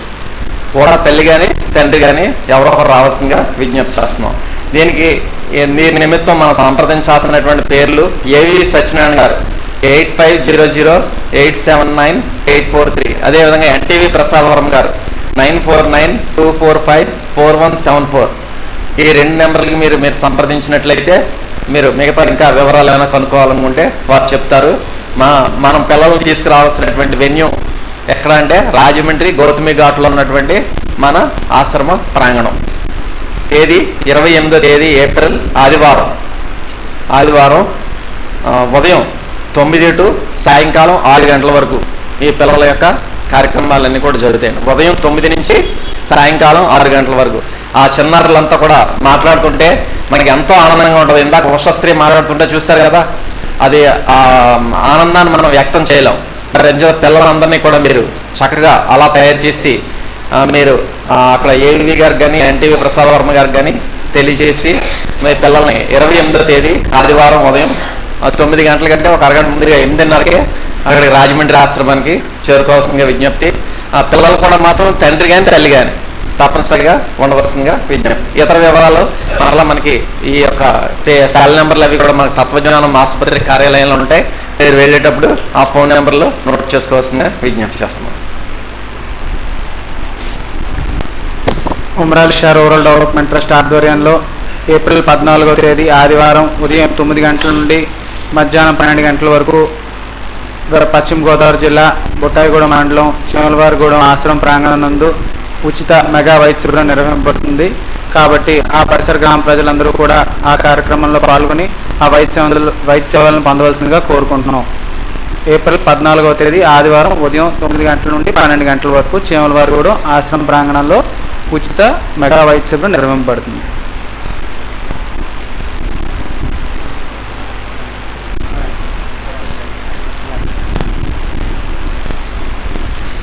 ఉగాది సభకి సెక్యూరిటీ వాలంటీర్లు మాత్రం 10వ తేదీన బుధవారం ఉదయం 9 గంటలకి రావాలి.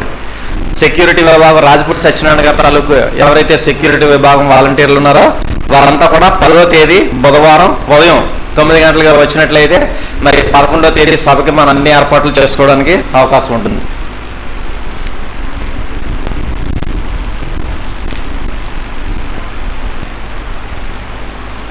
ఎనిమిది గంటలకల్లా రాజమండ్రి ఆశ్రమంలో ఉండాలండి. 8 నుంచి 9 రిజిస్ట్రేషన్ అవుతుంది పిల్లలది. 9 గంటలకి కార్యక్రమం మొదలవుతుంది. ఏప్రిల్ 28వ తేదీ ఉదయం 8 గంటలకి పిల్లలందరూ కూడా రాజమండ్రి ఆశ్రమానికి రావాల్సిందిగా కోరుకుంటున్నాం.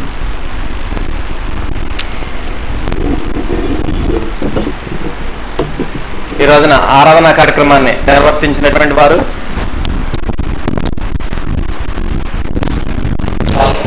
గ్రామ సభ్యులు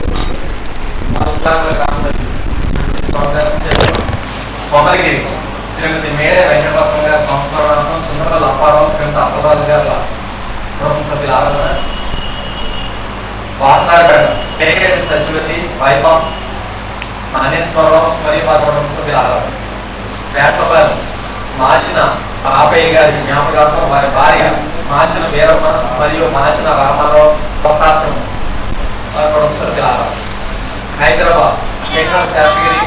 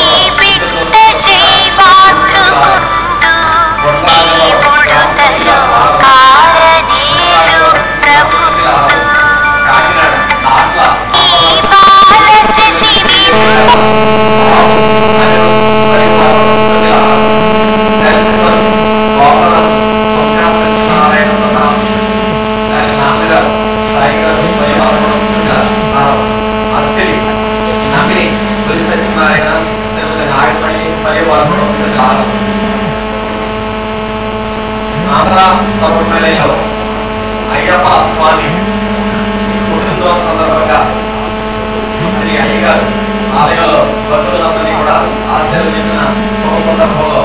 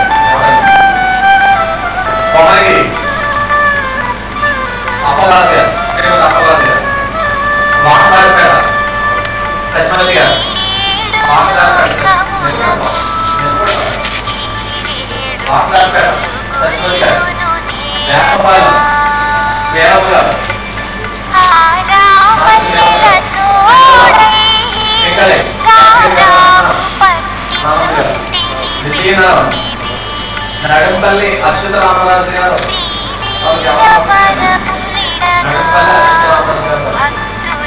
పేరు వీరవేణి గారు జయలలిత వీరవేణి గారు కళ్యాణి గారు కళ్యాణి గారు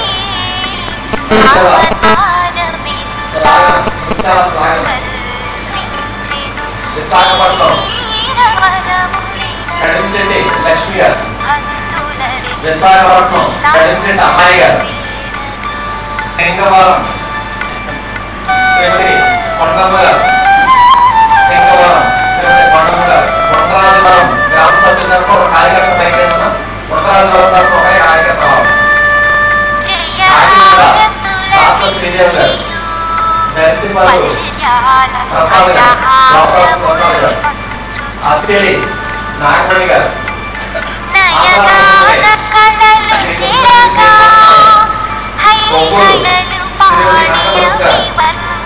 కాకినాడ అభిషేక్ కాకినాడ అభిషేక్ మిగతా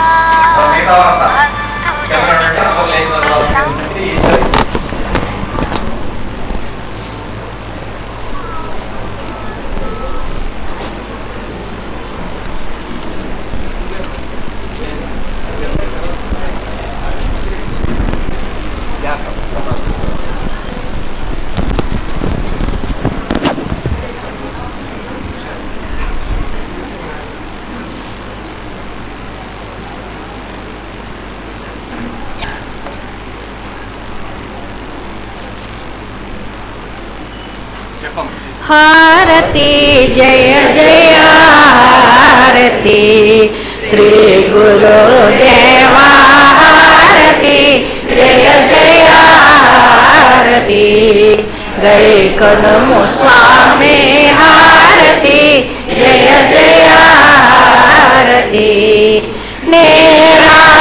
नेराजानमुलुनि प्रेर प्रेरण गोची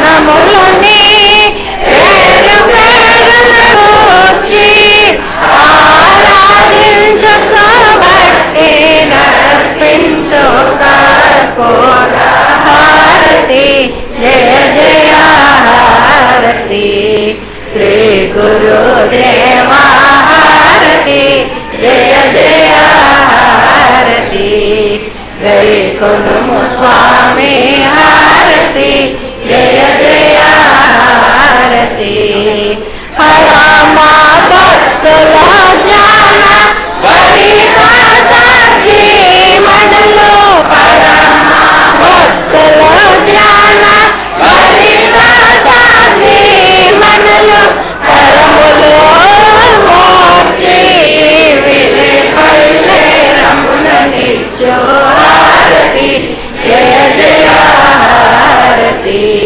श्री गुरुदेव हारती जय जय हारती गए कौनमु स्वामी हारती जय जय हारती हर तत्व के जमुना वरमुलो मागिचे हर तत्व के जमुना वरमुलो मागिचे सद्गुरु नरसिंह ढुलनिधिगो अरायो हुसैन सद्गुरु नरसिंह ढुलनिधिगो अरायो मय्यदिल बादशाह सद्गुरु नरसिंह ढुलनिधिगो हारती जय जय हारती श्री गुरुदेव हारती जय जय हारती गए कनुमु स्वामी हारती जय जय हारती हारती जय जय हारती हारती जय जय हारती ओम श्री सद्गुरु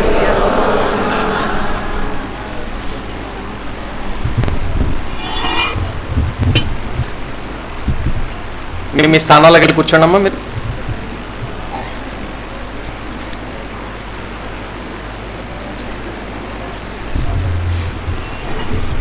అందరూ కూడా మీ స్థానాల్లో హారతి స్వీకరించిన అనంతరం ఎక్కడ వారు అక్కడే నిశ్శబ్దంగా కూర్చోవలసిందిగా విజ్ఞప్తి.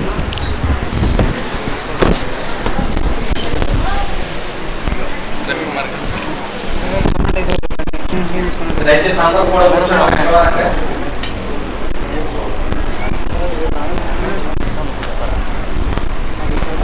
కూర్చోవాలి. ఇంకా వెనకాల ఉన్న వాళ్ళు కూర్చోవడం